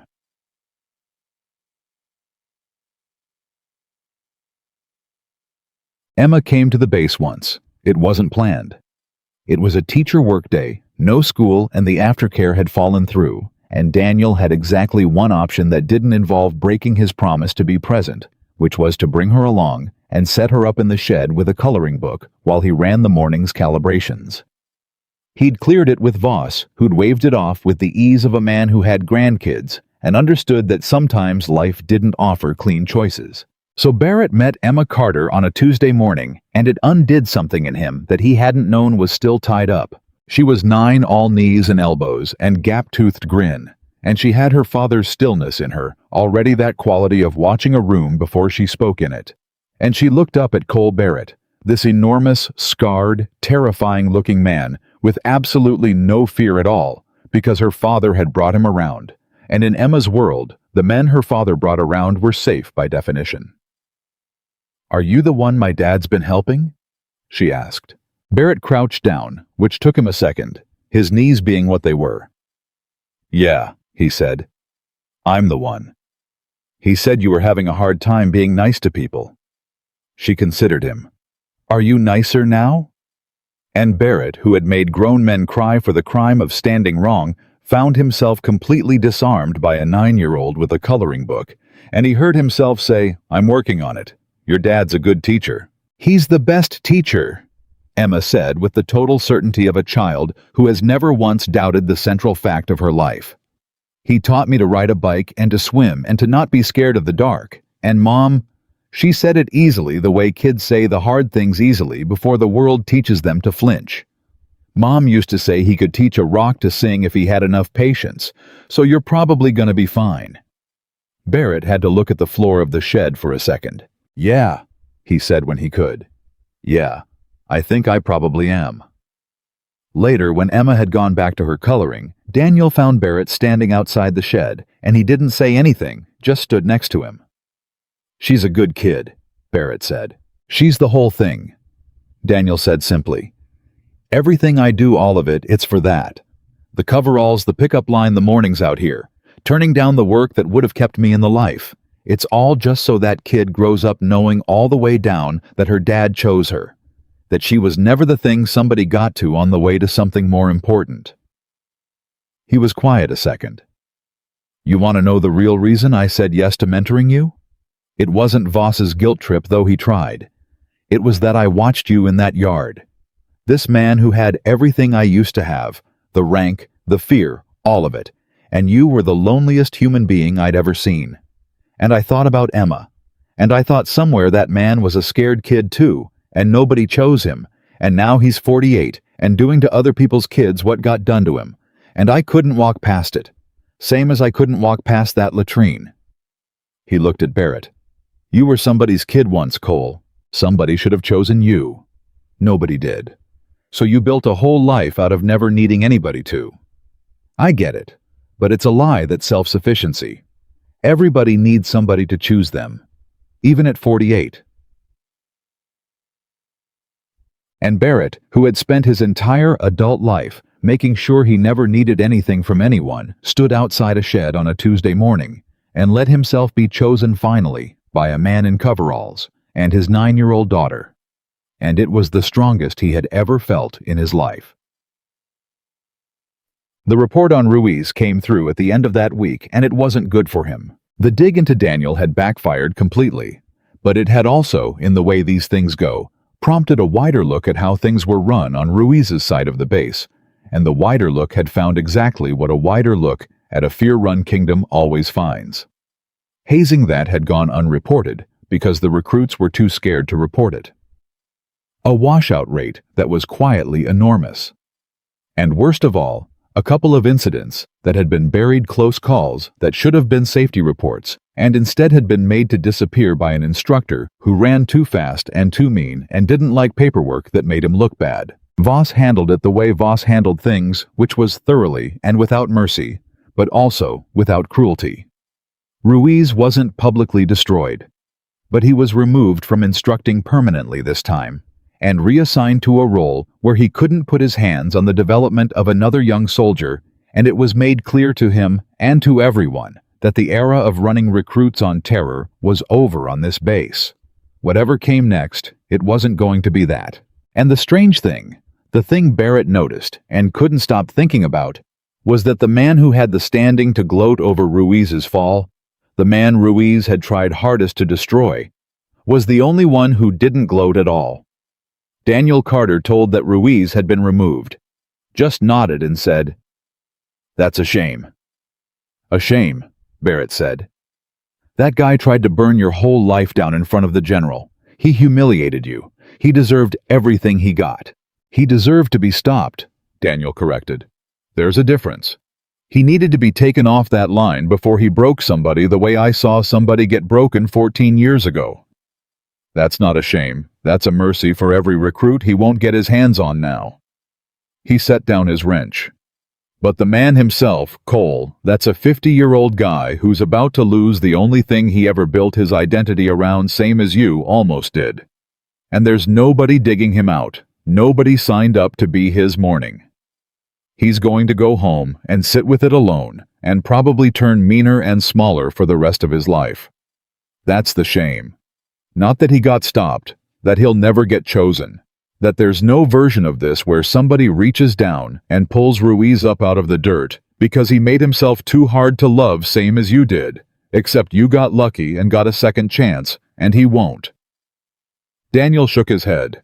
"I don't celebrate a man losing everything, even a man who came for me. I just don't have it in me. I've watched too much of it. There's no winning in it. There's just one more guy who never got what he needed going home alone." And Barrett stood there and understood with a kind of awe that this was the whole thing. This was the entire difference between the man he'd been and the man in front of him. Barrett would have gloated. The old Barrett would have found a reason to be near Ruiz's office when the news broke, would have let the man see his face, would have collected the win. And Daniel Carter, who'd earned that win more than anyone, looked at a fallen enemy and felt nothing but sorrow that no one was going to save him. "How do you do that?" Barrett asked, and he meant it. It wasn't rhetorical. "How do you look at a guy who tried to destroy you and feel sorry for him? Where does that come from?" "Because I don't have it. I want it. I've been trying for a month to have it. But when I look at Ruiz, I still just want to win." Daniel thought about it for a real moment. He didn't give the easy answer. "Grief," he said finally. "It comes from grief, Cole. I don't think you get it any other way. I couldn't feel sorry for a man like Ruiz until I'd lost enough that I understood what everybody's actually carrying underneath. I watched my wife die at 36. I sat on a floor with a boy who wanted to die at 19. And after enough of that, you stop being able to see the enemy in front of you, because you can see all the way through him to the scared, hurting thing he's built the armor around, and you can't hate that thing. You can only be sad for it because you know what's coming for it, because it's coming for all of us." He put his hand on Barrett's shoulder one more time. "You want to know where the mercy comes from? It comes from getting your heart broken and not letting it turn you hard. That's the whole trick. That's the only trick there is. Everybody gets their heart broken. The only choice you get is whether it makes you into Ruiz or whether it makes you into somebody who reaches down. You're standing at that fork right now this month, whether you know it or not. You've been standing at it your whole life. The good news is, you finally at 48 get to pick the other road." Barrett didn't answer. He couldn't. But that night he went back to his quarters and he sat on the edge of his bunk the way he had a month before on the worst day of his life. And this time it wasn't despair that filled the room. It was something else. Something bigger and quieter. The feeling of a man who has finally, after a lifetime, found the road he was supposed to be walking and realized he still had years left to walk it. He thought about the kid from 20 years ago, the one he'd broken, the one who never came right. He couldn't fix that. Daniel had been clear about that, and Daniel was right, and it would sit in him forever, a grief that didn't heal. But he thought about Sanchez, the kid who'd dropped in the live lane alive because Barrett had seen him fall. And he thought about the recruit on the mat that morning, the one who'd looked at Barrett's offered hand like it was a foreign object. And he thought about all the ones still coming, the endless line of scared kids showing up to this base wanting to be good, wanting somebody to choose them. And he understood that he had at long last been handed away to spend the rest of his life paying down a debt he could never fully clear. And somewhere across the base, a man in coveralls was driving home to quiz his daughter on her spelling words, keeping a promise being the thing he'd chosen over everything else the world had offered him.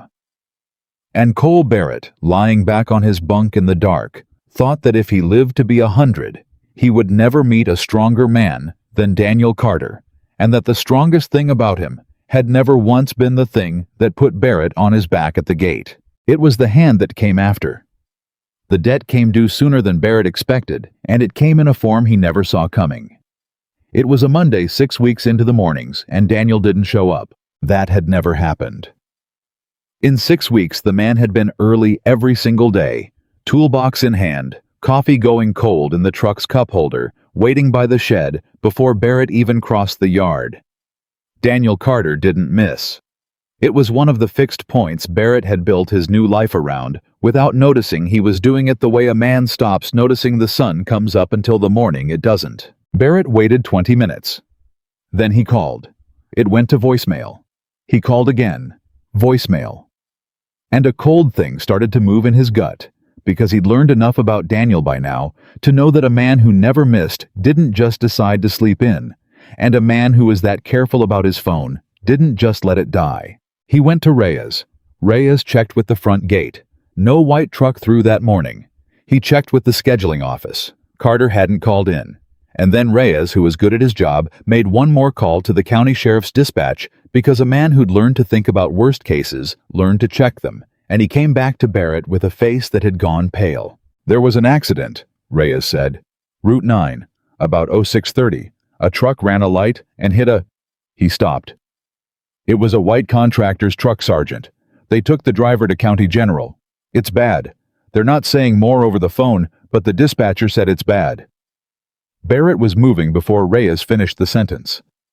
Sergeant, you can't just... Watch me, Barrett said. Tell Voss. Tell him where I went. And he was gone. He broke every speed limit between the base and the hospital, and the whole drive. He kept thinking one thing over and over, and the thing was, not please, let him be okay. Though that was under it. The thing on top, the thing screaming, was Emma. Who has Emma? If he's hurt, who's got the kid? She's at school right now, and she doesn't know, and there's nobody. There's nobody but him. He gave up everything, so it'd just be him, and now, if it's just him and he's hurt, he didn't finish the thought. He couldn't. He got to County General, and he was still in his PT uniform, and he must have looked half crazed because a nurse tried to slow him down, and he barely heard her, and he said, Daniel Carter. They brought in a Daniel Carter. In a voice that cut through the whole waiting room, and something in his face made her stop arguing and check the screen.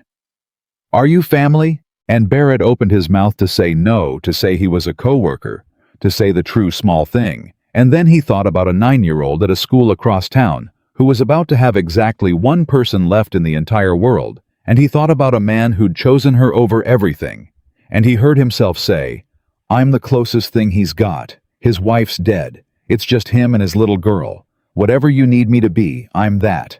Now please, please, is he alive? The nurse looked at him for a second. Then she said, He's alive. He's in surgery. That's all I can tell you right now. You can wait, but it's going to be a while.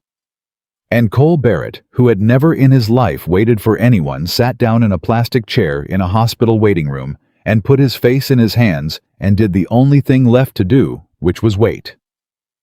It was 90 minutes before anyone came, and in that 90 minutes, Barrett made 2 phone calls that changed the shape of everything. The first was to Voss. He told him what he knew, which wasn't much, and Voss went quiet on the other end in a way that told Barrett the old man had gone somewhere private with it. And then Voss said, What do you need? And Barrett said, The daughter, Emma. She's at Riverside Elementary. She's 9. When they release her at the end of the day, there is nobody to get her, sir. Nobody. It's just him. And Voss said, I'll handle it. And Barrett heard in his voice that he would, that a 2-star general was about to move heaven and earth for a little girl he'd met once in a shed, because that was what Daniel Carter did to people. He made them into the kind of people who'd move heaven and earth. The second call was harder. Barrett called the school. He didn't have any standing to. He wasn't family, wasn't on any list, wasn't anything but a man who'd been dropped at a gate 6 weeks ago by the girl's father. But he called Riverside Elementary, and he asked for the principal, and he explained as calmly as he could manage that Emma Carter's father had been in an accident and was in surgery, and that under no circumstances should that little girl be told anything scary, or put on a bus alone, or left confused at a pickup line, waiting for a truck that wasn't coming. That someone was going to come for her, someone safe, and that the school needed to hold her gently until then, and not let her feel for 1 second that the floor had dropped out of her world. And who am I speaking to? The principal asked. So I have it for the record. Barrett paused. My name is Cole Barrett, he said. I'm her dad's been teaching me. For 6 weeks. He's been teaching me how to be a better man. His voice did something it had never done on an official call in 30 years. It cracked. And I don't have any rights here, ma'am. I know that. But that man spent every day of his life making sure that little girl never once felt abandoned, and I'll be damned if I let a car accident be the thing that does it. So please, just hold her gently. Someone's coming. Tell her someone's coming. There was a silence on the line, and then the principal in a completely different voice said, I'll hold her myself, Mr. Barrett. Personally. You take care of her father. Aye. When the surgeon finally came out, Barrett was on his feet before the man had crossed half the room. Carter, Barrett said. Daniel Carter. You're with him? Yeah. How is he? The surgeon had the careful, measured face of a man who'd learned to deliver news without either false hope or unnecessary despair. He's alive. He came through the surgery. He had significant internal bleeding and a bad break in his left leg and some cracked ribs, and there was a moment on the table where it went sideways, but we got him back and we got him stable. He's not out of the woods. The next 24 hours matter a lot, but if you'd asked me 2 hours ago, I'd have given you worse odds than I'm giving you now." He paused. "He's a fighter. Whatever he does, he doesn't quit easy." That helped. Barrett let out a breath that felt like it had been trapped in his chest for 2 hours. "Can I see him?" "He's not conscious. He won't be for a while. But you can sit with him if you want. Sometimes it helps." The surgeon looked at Barrett's uniform at his face. "You military?" "Yeah." He said something. "When he was going under. Half out of it, they say that stuff doesn't always mean anything." The surgeon hesitated. He kept saying a name. Emma. And then he said, "Tell them I have to be at pickup. I promised. I never miss pickup." Over and over. We hear a lot of things from people going under. That one stuck with the team. Whoever Emma is, that man was fighting to stay for her. And Cole Barrett had to turn away and grip the back of a chair because it was almost too much, the picture of it. Daniel Carter broken and bleeding on an operating table at the edge of dying. And the thing his mind reached for wasn't fear or pain. It was a 9-year-old and a promise to be at the pickup line. Even there. Even then. That was the whole man right down to the bottom of him. "She's safe," Barrett said, though the surgeon couldn't know what he meant. "Tell him when he wakes up, tell him she's safe. Somebody's got her. He can stop fighting to get to pickup. Somebody covered it. He kept his promise. Tell him that." Emma Carter was picked up from Riverside Elementary that afternoon by General Harlan Voss himself in his staff car in his dress uniform, because he'd decided that if a little girl was going to have her whole world shaken, she was at least going to see that important people cared enough to come. And because, though he'd never say it out loud, Daniel Carter had once refused to let him fail out of a schoolhouse. And a debt like that doesn't have a statute of limitations. The principal had held her gently the way she'd promised. Emma knew something was wrong. Kids always know, but nobody had let her spiral. And when Voss knelt down in front of her in his stars and his ribbons and said, "Emma, my name is Harlan. I'm a friend of your dad's, and he'd want me to tell you the truth. So here it is. Your dad got hurt in a car accident this morning, and he's in the hospital, and the doctors are taking very good care of him. And Sergeant Barrett, you remember Sergeant Barrett? He's been with your dad the whole time, and your dad is stable, and the doctors think he's going to be okay." When Voss said all that kneeling on the floor of an elementary school, Emma Carter looked at him with her father's stillness and asked the one question that mattered. "Is he going to leave like Mom did?" And Voss 2 stars. Base commander, a man who had delivered casualty notifications and stood at more gravesides than he could count, felt his throat close, and he said, "No, sweetheart. The doctors don't think so. They think he's going to come home. But it's going to take some time, and while it does, you've got a lot of people who are going to make sure you're okay. Your dad's got more friends than he ever let on. He's a quiet man, your dad. But it turns out a lot of us would do anything for him." And Emma nodded slow, taking it in, and then she said something that Voss would carry to his own grave. She said, "He always says that. He says the quiet people have the most friends, they just don't make noise about it."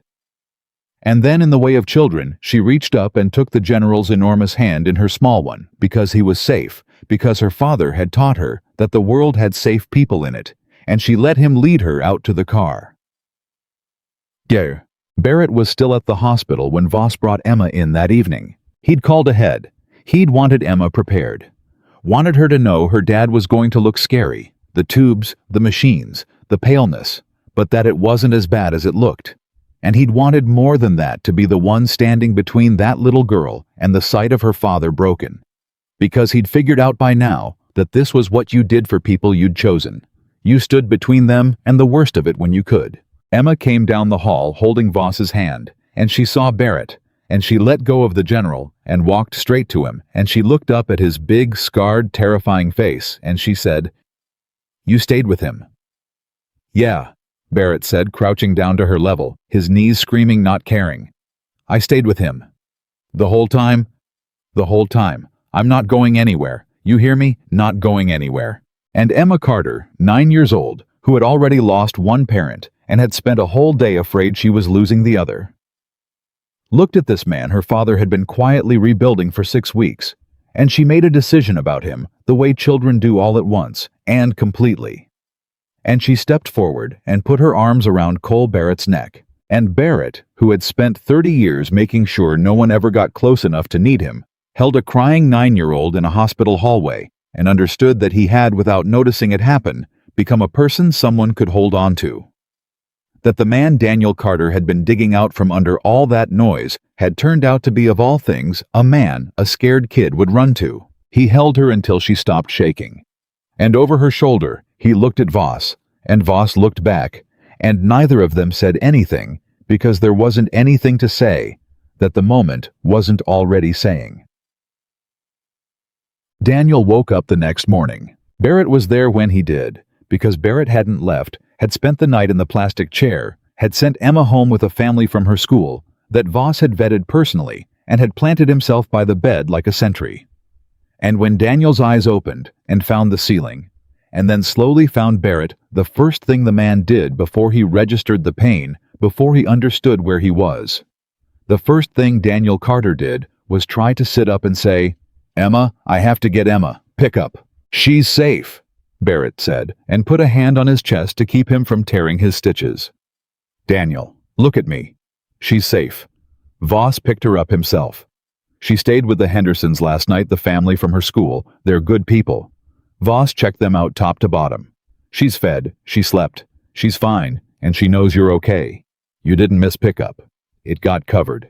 You hear me? It got covered." Daniel looked at him for a long moment, and the panic slowly went out of his face, and something else came in, and his eyes filled. "You covered it," he said. "We all covered it. Voss Reyes, the school, all of us. You spent 6 weeks teaching me how to reach down and pick a man up. You think I wasn't going to do it when it was you in the dirt?" Barrett's voice was rough. "You've got more friends than you ever let anybody know, you stubborn son of a gun. You just never made noise about it. Your kid told the general that. Said the quiet people have the most friends. Where'd she learn that, huh?" Daniel laughed and then winced because laughing hurt his ribs, and then laughed again anyway. And then he was quiet, and a tear ran down the side of his face into the pillow, and he said, "I was so scared, Cole. Not of dying. I've made my peace with dying. I did that 2 years ago. I was scared of her being alone. That's the whole thing I've been terrified of every single day for 2 years, that something takes me and she's alone in the world with nobody. That's why I gave it all up, the work, the life. Not just to be there for the good stuff. So there'd be somebody. And I got in that truck yesterday, and a guy ran a light, and for a second before it went black, all I could think was, she's going to be alone. I failed. I built my whole life around not letting her be alone, and I'm going to leave her alone anyway." And Barrett, sitting in the plastic chair, took Daniel Carter's hand in both of his, the way Daniel had taken his shoulder a dozen times over 6 weeks. "She's not alone," Barrett said. "That's what you don't get yet. That's the thing you did without knowing you did it. You think you were building a life where it was just you and her, a wall around the two of you. But you weren't. Every person you were quietly good to, every recruit you saved, every kid you pulled off a latrine floor, every broken-down sergeant you spent your mornings on, you were building her a whole army. You just did it so quietly nobody knew it was an army until the day you needed it. And now, here it is. A 2-star general picking your kid up from school. A sergeant who 6 weeks ago threw your tools across a yard, sitting in this chair all night. That's not a man who dies and leaves his daughter alone, Daniel. That's a man who spent his whole life making sure that if the worst ever happened, there'd be 100 people who'd catch her. You already did that. You did it years ago. You just never noticed because you were too busy being good to keep score." Daniel Carter cried. Then really cried the way he probably hadn't let himself cry since his wife died, and Barrett held his hand and let him, because he'd learned that too, that sometimes the strongest thing you can do is just stay next to a man while he breaks, so he doesn't have to do it alone. The recovery was long and it was hard, and it was where the real thing got proven. Because it's easy to say you've become a better man in the good weeks, the mornings with wrenches and small nods. It's another thing to prove it over months, when the novelty's worn off, and the work is grinding and thankless, and nobody's watching. And Cole Barrett proved it in the only way that counts, which is that he just kept showing up. He organized it quietly, the way Daniel would have. He and Reyes worked out a schedule so that someone was always available for Emma school runs, dinners, the soccer practice Daniel couldn't drive her to anymore. Voss quietly made sure Barrett's duties bent around it, and made sure the base contractor payments to Daniel didn't stop just because the man was in a hospital bed, because a general who wanted to could find a line item for a thing like that and dare anyone to question it.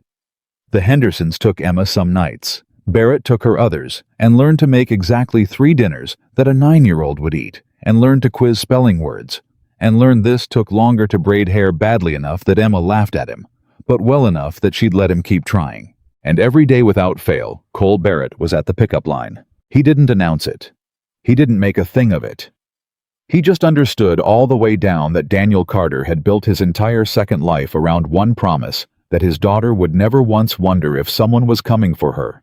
And that with Daniel in a hospital bed, that promise had to be kept by somebody, and that Barrett was going to be the somebody every single day, until the man could stand at that line himself again. There was a day, a few weeks in, when Barrett got held up on the base, a genuine crisis, a real one. The kind of thing that a month ago he'd have said justified anything. And he looked at the clock and realized he was going to be late to pick up, and he did something that would have been unthinkable to the old Cole Barrett. He walked into the middle of an operational meeting in front of officers who outranked him, and he said, "Sirs, I have to go. There's a 9-year-old whose father is in the hospital, and I promised her I'd be at pickup, and I don't break promises to that kid, so whatever this is, it's going to have to be handled by someone else for the next hour, because I made a promise and I'm going to keep it." And he left, and he made pickup. And Emma never knew there'd been a meeting, never knew there'd been a choice, never felt for 1 second that she was the thing someone got to on the way to something more important, which was the whole point, which was the entire thing Daniel had spent his life protecting. When Voss heard about it, and Voss heard about everything, he didn't reprimand Barrett. He sat in his office for a while thinking about it, and then he made a note in a file, and the note said something that would matter for the rest of Barrett's career. But that wasn't why Barrett had done it, and Voss knew that, and that was exactly why he made the note. Ruiz came to the hospital once. Nobody expected it. Ruiz, who'd tried to destroy Daniel in front of the whole command, who'd been stripped of his instructor role, who by every reasonable measure had every reason to hate the man in that bed.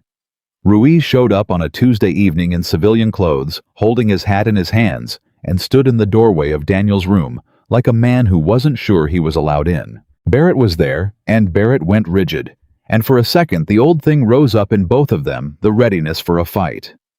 But Daniel, propped up in the bed, saw Ruiz in the doorway and said before Barrett could move, "Come in, Master Sergeant. Sit down. You look terrible." Ruiz came in slowly. He didn't sit.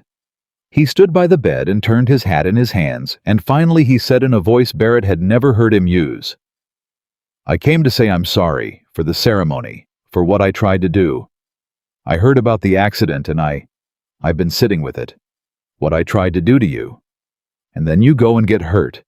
And I found out I couldn't even be glad about it, which I thought I would be. And that scared me more than anything."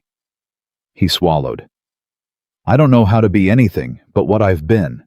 I'm 51 years old. And I watched what happened to Barrett, watched you dig him out, and I told myself it was weakness. I told myself the whole base was going soft. But the truth is, I was jealous. Because nobody ever dug me out.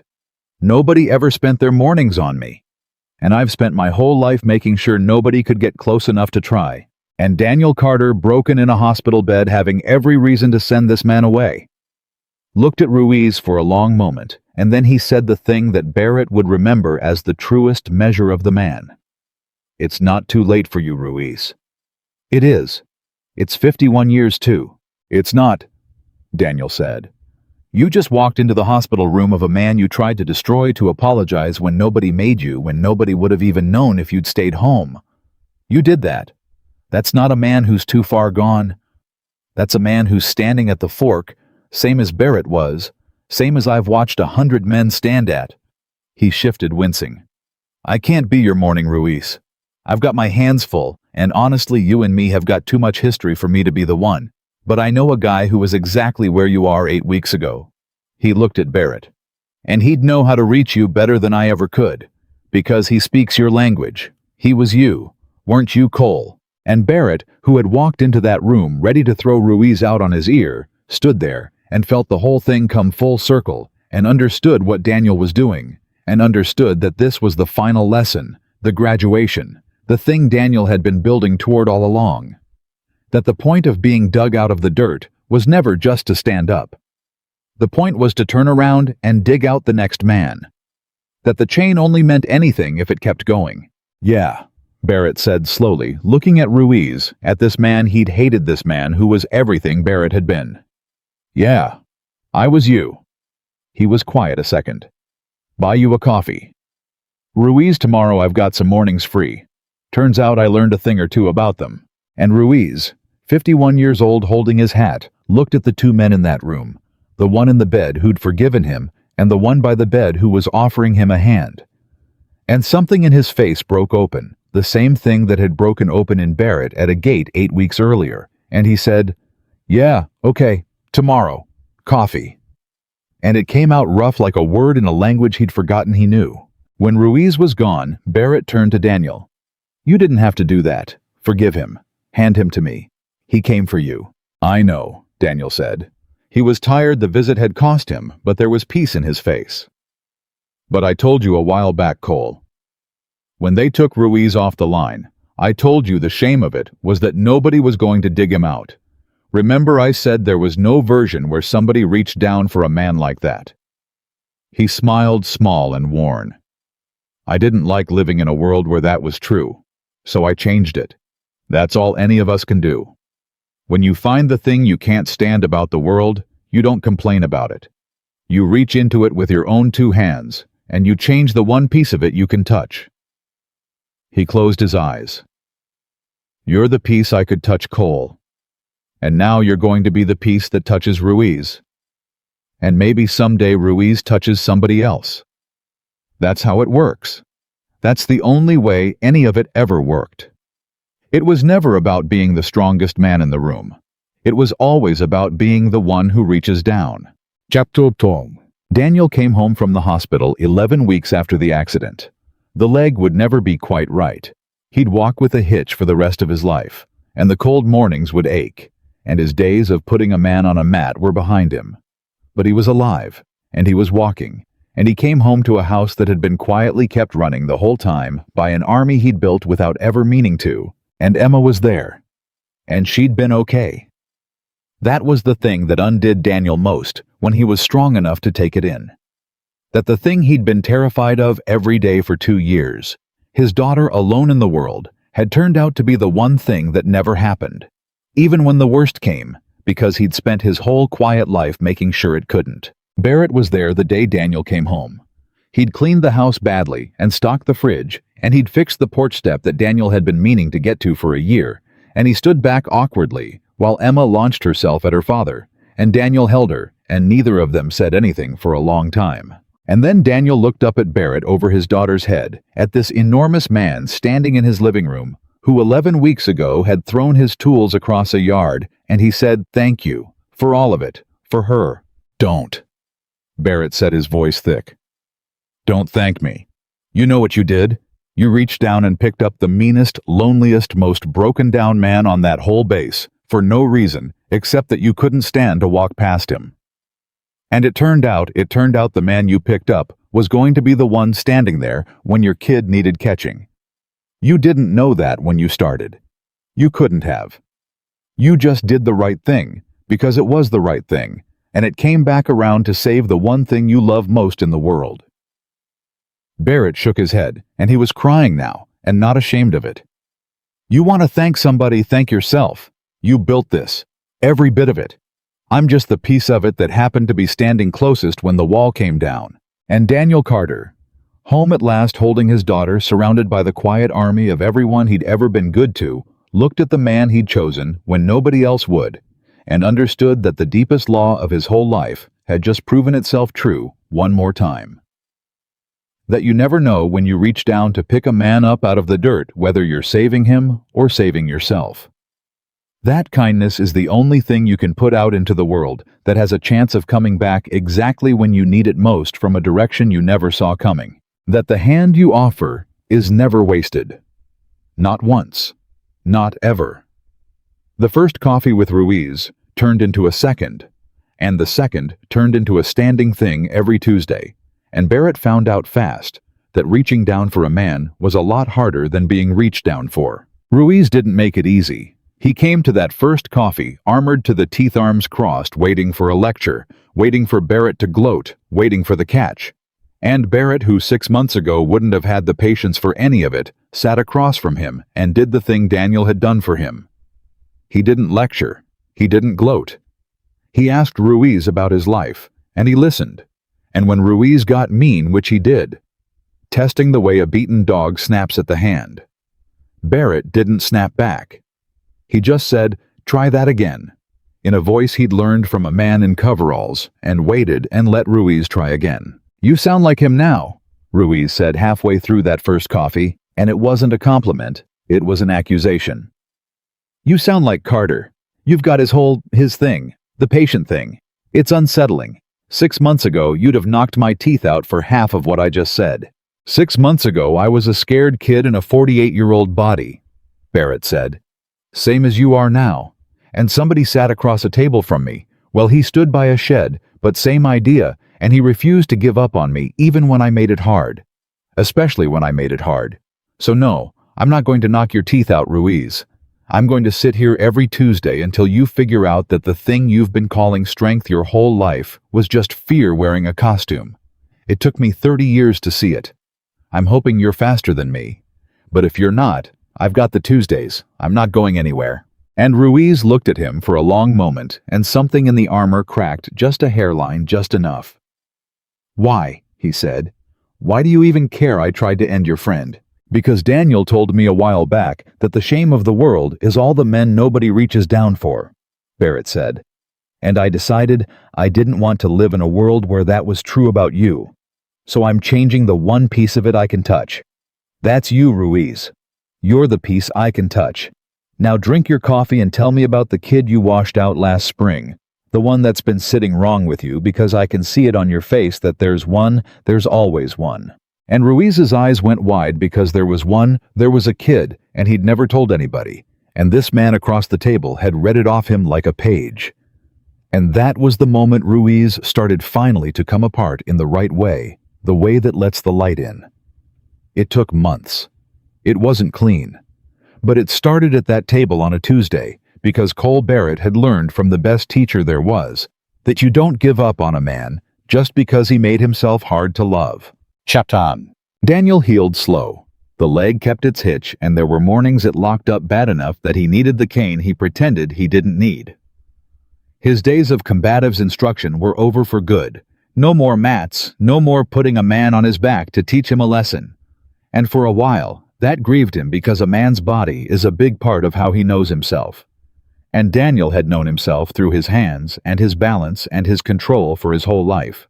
And now some of that was gone on a road called Route 9 because a stranger ran a light. But Voss, who understood men, saw something in it that Daniel didn't see at first. He came to Daniel's house a few weeks after the homecoming, and he sat on the fixed porch step and he said, "Chief, I want to offer you something, and I want you to hear me out before you say no, because I know you, and you're going to say no before I finish the sentence." "I'm listening," Daniel said. "You can't teach combatives anymore." "Fine. That was never the most valuable thing you did anyway, and you know it. The most valuable thing you ever did was the other part, the reaching down part, pulling the washouts out of the pile, sitting on the latrine floor, seeing the kid nobody else saw." Voss leaned forward. "I want to build a role around that. A real one. Not a contract fixing rigs a position. I want you to run a program for the recruits who are drowning. The ones the loud instructors have written off. The bootlace kids before they get to the bootlace. You'd have the standing the schedule bends around Emma. You'd never miss a pickup. And you'd spend your days doing the one thing you were put on this earth to do, which is find the kid nobody else can reach, and refused to give up on him. Voss paused. I've watched what you did to Barrett. I've watched Barrett do it to Ruiz. It's a chain, Daniel. And you're the first link. I want to make the chain official. I want to give it a building and a budget and your name over the door, quiet the way you like things. Daniel was quiet for a long time. I gave up the life to be there for her, he said finally. I'm not going back to a life that takes me away from her. It won't, Voss said. That's the whole point. This is a 9-to-3 job with summer's light and a pickup line built into the schedule. I'll put it in writing. I'll put it in stone. He looked at Daniel steadily. You spent 2 years thinking you had to choose between doing the work that matters and being the father she needs. I'm telling you that you don't. I'm telling you that you can be at pickup every single day and still save the kids nobody else will save. I'm offering you the one thing you thought didn't exist. Both. And Daniel Carter, who had made his peace years ago with the idea that being a good father meant giving up being anything else, sat on his porch step and heard a 2-star general offer him a version of his life he'd never dared imagine. And he had to look away for a second, so Voss wouldn't see what it did to him. Emma gets first say, Daniel said. She's 10 now. She's earned a vote in what her dad does. Ask her, Voss said. I'll wait right here. Daniel went inside, and a few minutes later, he came back out with Emma, and Emma looked at the general on her porch step and said with her father's stillness and her mother's directness, My dad wants to help the kids who are sad and scared, but he's worried it means he won't be able to pick me up from school anymore. She studied Voss. Is that true? Will it take him away like the old job did? No, sweetheart, Voss said. I built it so it can't. He'll be at pickup every day. I promise you that, and I don't break promises to smart young women. Emma considered this with the gravity of a Supreme Court justice. Then she turned to her father. Then you should do it, Dad. You're always sad you can't help everybody. Now you can help the sad kids and still get me. That's both. Mom would say, do the both. She paused. Mom always said the whole point of you was that you could see the person nobody else could see. So go see them. Just be at the fence at 3. And Daniel Carter knelt down, wincing on the bad leg, and pulled his daughter into his arms, and over her shoulder, he looked at Voss and nodded once. And that was how the program got built on a porch step, with a 10-year-old casting the deciding vote, doing the both, the way her mother would have wanted. They called it unofficially the walkthrough. Daniel never announced the name. It just grew the way things grew around him, quiet and without noise, until one day everyone on the base was using it and nobody could remember who'd started it.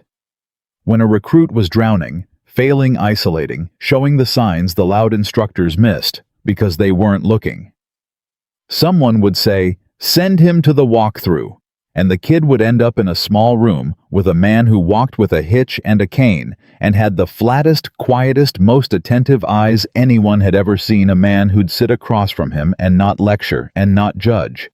Just look at him and see the thing he'd been hiding and say, "Try that again," and wait.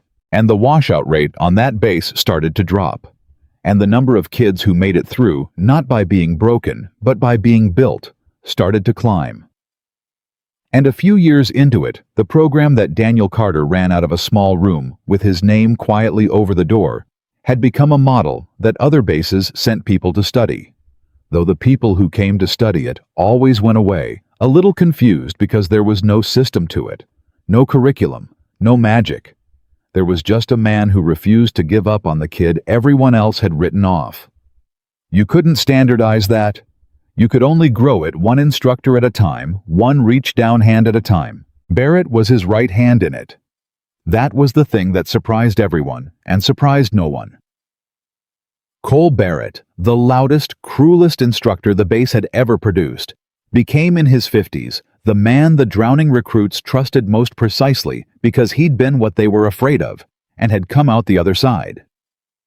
When a scared kid sat across from Barrett, Barrett could say, "I know exactly the voice in your head telling you you're worthless, because I used to be that voice for 30 years to kids just like you. And I'm here to tell you, it's a liar. I would know. I was the liar. And the kid would believe him because you can't fake having been the monster. You can only survive it and turn around and reach back. Ruiz came into it too, eventually after enough Tuesdays. It took him longer than it took Barrett. He was harder, more scared, further gone. But the chain held, and one day Ruiz sat across from a washing-out recruit and said, "Try that again," in a voice he'd learned from Barrett, who'd learned it from Daniel. And the recruit tried again, and made it, and never knew he'd been saved by a chain that ran back through 3 broken men to a stranger in coveralls who couldn't stand to walk past a thing that was wrong. Dr. B. The years went by the way years do. Emma grew up. She grew up steady and kind and unafraid, with her father's stillness and her mother's fire, and she never once in her whole childhood wondered whether someone was coming for her, because someone always was, every single day at the fence at 3. When she was 16, she asked her father one night why he'd given up such an important career to fix machines and pick her up from school. And Daniel told her the truth, which was that he hadn't given up anything. He'd chosen the one thing that mattered and let the rest go, and that it had turned out to be the best decision of his life, because in choosing her, he'd accidentally built the family that had caught them both when the worst came. "You mean Sergeant Barrett," Emma said. She called him Uncle Cole by then. Had for years. "I mean all of them," Daniel said. "But yeah, him most. You know he was the one the day of the accident who called your school and told them to hold you gently, made the principal promise to hold you herself. That's the first thing he did before he even knew if I'd live. He thought about you. A man I'd known 6 weeks who'd thrown my tools across a yard, and his first thought when he thought I might die was you, and making sure you weren't scared." Daniel's voice went soft. "That's what kindness does, Em. You put it out into the world quiet, without keeping score. And years later it turns around and catches your kid at exactly the moment she needs catching. I didn't do that for him, so it would come back. That's the whole thing. You can't do it, so it'll come back, or it doesn't count, and it doesn't work. You just do it because it's right. And then someday, from a direction you never saw, it saves the thing you love most. Every time. It has never once failed me. Not once in my whole life." Emma remembered that. She'd carry it her whole life. And years later when she became a teacher, because of course she became a teacher. Of course she did. She'd be the one who saw the kid. Nobody else saw the one in the back of the room, drowning quiet, and she'd sit across from him and say, "Try that again," and wait, and the chain would run on through her, into a generation her father never met. Because that's how the quiet things work. They don't end. They just keep reaching down. Gitula. Cole Barrett retired from the Army at 56. He could have stayed longer. They wanted him to. But he'd found in his 50s a version of strength he'd spent his whole life looking for in the wrong place. And he understood that the last chapter of his life wasn't going to be on a base. At his retirement, and there was a ceremony, a real one, the whole base turned out. It was Daniel Carter who spoke. Daniel, walking with his cane now gray at the temples, stood up in front of the assembled command and told the story. Not the polished version, the real one. "Most of you know how I met this man," Daniel said. "He threw my tools across a training yard and called me a weakling in front of 40 recruits. Some of you were those recruits. You're sergeants now. You remember." A laugh went through the crowd. What most of you don't know is what happened after. Because the yard the fight me putting him on his back at the gate, that's the part people tell. That's the loud part. But that was never the story. That was just the noise before the story. He looked at Barrett sitting in the front row in his dress blues for the last time. The story is that a man who'd spent 30 years being the cruelest version of himself decided at 48 years old to become something else. And do you have any idea how rare that is? How hard most men die exactly who they were at 20? They just get more so. But this man looked at his whole life, everything he'd built, everything he was proud of, and he had the courage to say, "I got it wrong. I want to be different." And then he did the almost impossible thing, which is, he actually changed. Not for a week, not for show, for the rest of his life. Daniel's voice thickened. He kept a promise to my daughter for 11 weeks when I couldn't. He picked her up from school every single day when I was in a hospital bed, and he never once let her feel alone. He took the man who tried to destroy me, and instead of destroying him back, he saved him, because I asked him to, because I said I couldn't stand living in a world where nobody reached down for a man like that. And Cole Barrett said, "I'll reach down. Give me the Tuesdays." Daniel shook his head, and there were tears on his face, and he didn't wipe them. I've spent my whole life reaching down for people. It's the only thing I ever knew how to do. And the thing nobody tells you about a life like that is how lonely it can get, always being the one who reaches down, never quite sure anyone would reach down for you. And then one day I got hit by a truck, and I found out. I'd built an army without knowing it. And the first man to the hospital, the one who sat in the plastic chair all night, the one who thought of my daughter before he thought of anything, was the man I'd been most sure about the first day and most wrong about ever after. He raised a glass. "Cole Barrett was the meanest man I ever met," Daniel said, "and he became one of the best. And if you take one thing from this old broken instructor today, take this: you are never ever finished. There is no age past which a man can't turn around. The hand is always there to be offered, and it's always there to be taken right up until the end. I've bet my whole life on that, and this man is the proof." To Cole Barrett, the strongest man I know. Not because of the day I put him down, because of every day after when he chose to get back up as someone better.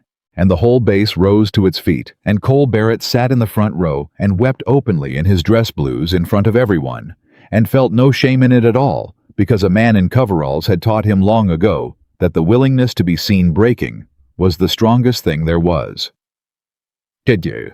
They stayed close for the rest of their lives. Barrett never married. He'd left it too late, and he made his peace with that, but he was family to the Carters in every way that counted. He was at Emma's high school graduation and her college graduation, and he cried at both.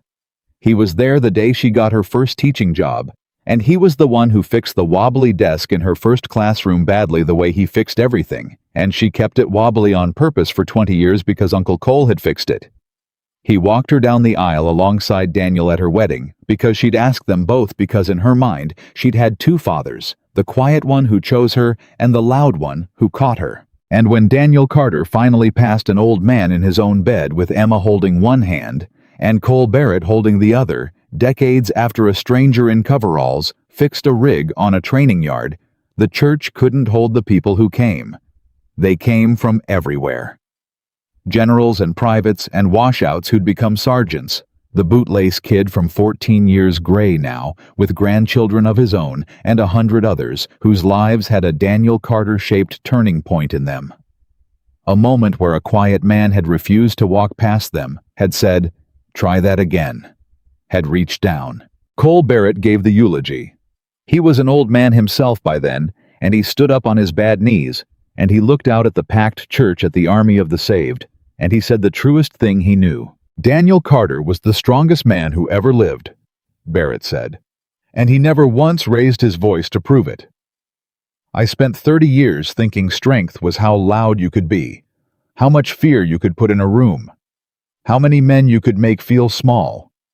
And then a man in coveralls fixed a machine I couldn't fix, and I threw his tools across a yard, and he put me on my back at a gate, and then he reached down and offered me his hand. And that hand rebuilt my entire life. Everything good I ever did after the age of 48, every man I ever reached down for, every promise I ever kept, all of it traces back to a hand offered in the dirt by a man who had every reason to leave me lying there and chose not to." Barrett's voice held steady. "Look around this room. Every single person here is here because that man reached down for someone who reached down for someone who reached down for you. That's what he built. Not with medals, not with rank. He gave all that up. He built it with his hands, one person at a time, quiet, keeping no score, being at the fence at 3. And it outlived him, and it'll outlive all of us, because a chain like that doesn't break. It just keeps reaching down." He paused, and he looked at the casket, and his old voice finally wavered. He asked me once how I could look at a man who'd wronged me and still want to win instead of wanting to help. And he told me the answer was grief, that you don't learn mercy any other way. Well, old friend, I've got the grief now. I've got it standing here looking at you in that box, and I finally understand the whole thing all the way down. Barrett straightened. So here's what I'm going to do with it. Same thing you'd do. I'm going to walk out of this church, and I'm going to find the next drowning kid, the next lost man, the next person the whole world's decided to walk past. And I'm going to reach down, for as long as I've got, because that's the only thing you ever taught that mattered, and it's the only thing worth leaving behind, and I'm not going to let the chain break on my watch. And he didn't. Cole Barrett spent the last years of his life doing exactly that, reaching down one hand at a time until the very end. And the kids he reached others. And Emma's students reached others. And the chain that started on a training yard the day a proud sergeant threw a quiet man's tools across the gravel ran on and on through lives Daniel Carter never saw and names he never knew decades after he was gone. Because that was the truth. The whole story had been building toward the truth. Daniel had known his whole quiet life, and everyone else had to learn the hard way. The loud men are forgotten. The men who put fear in rooms, who make others feel small to feel big themselves, who never once offer a hand they win for a little while, and then they're gone, and nothing they built survives them because fear can't be inherited, only inflicted. But the quiet ones, the ones who reach down, the ones who see the person nobody else can see, and refuse to walk past, they never really die at all. They just keep reaching through every hand they ever lifted forever. Daniel Carter was underestimated by a man who thought strength meant noise. He said almost nothing. He fixed the machine, and when the moment came, he didn't destroy the man who'd wronged him. He put him on his back, and then he offered his hand, and that single choice rebuilt. A broken man saved a little girl, redeemed an enemy, and built a chain of mercy that would outlast every loud man who ever lived. That is who Daniel Carter was. That is who he will always be. And no yard, no gate, no sergeant, and no world that mistakes cruelty for strength will ever change the one thing he proved with his whole life. That the strongest thing a human being will ever do is reach down and pick another one up.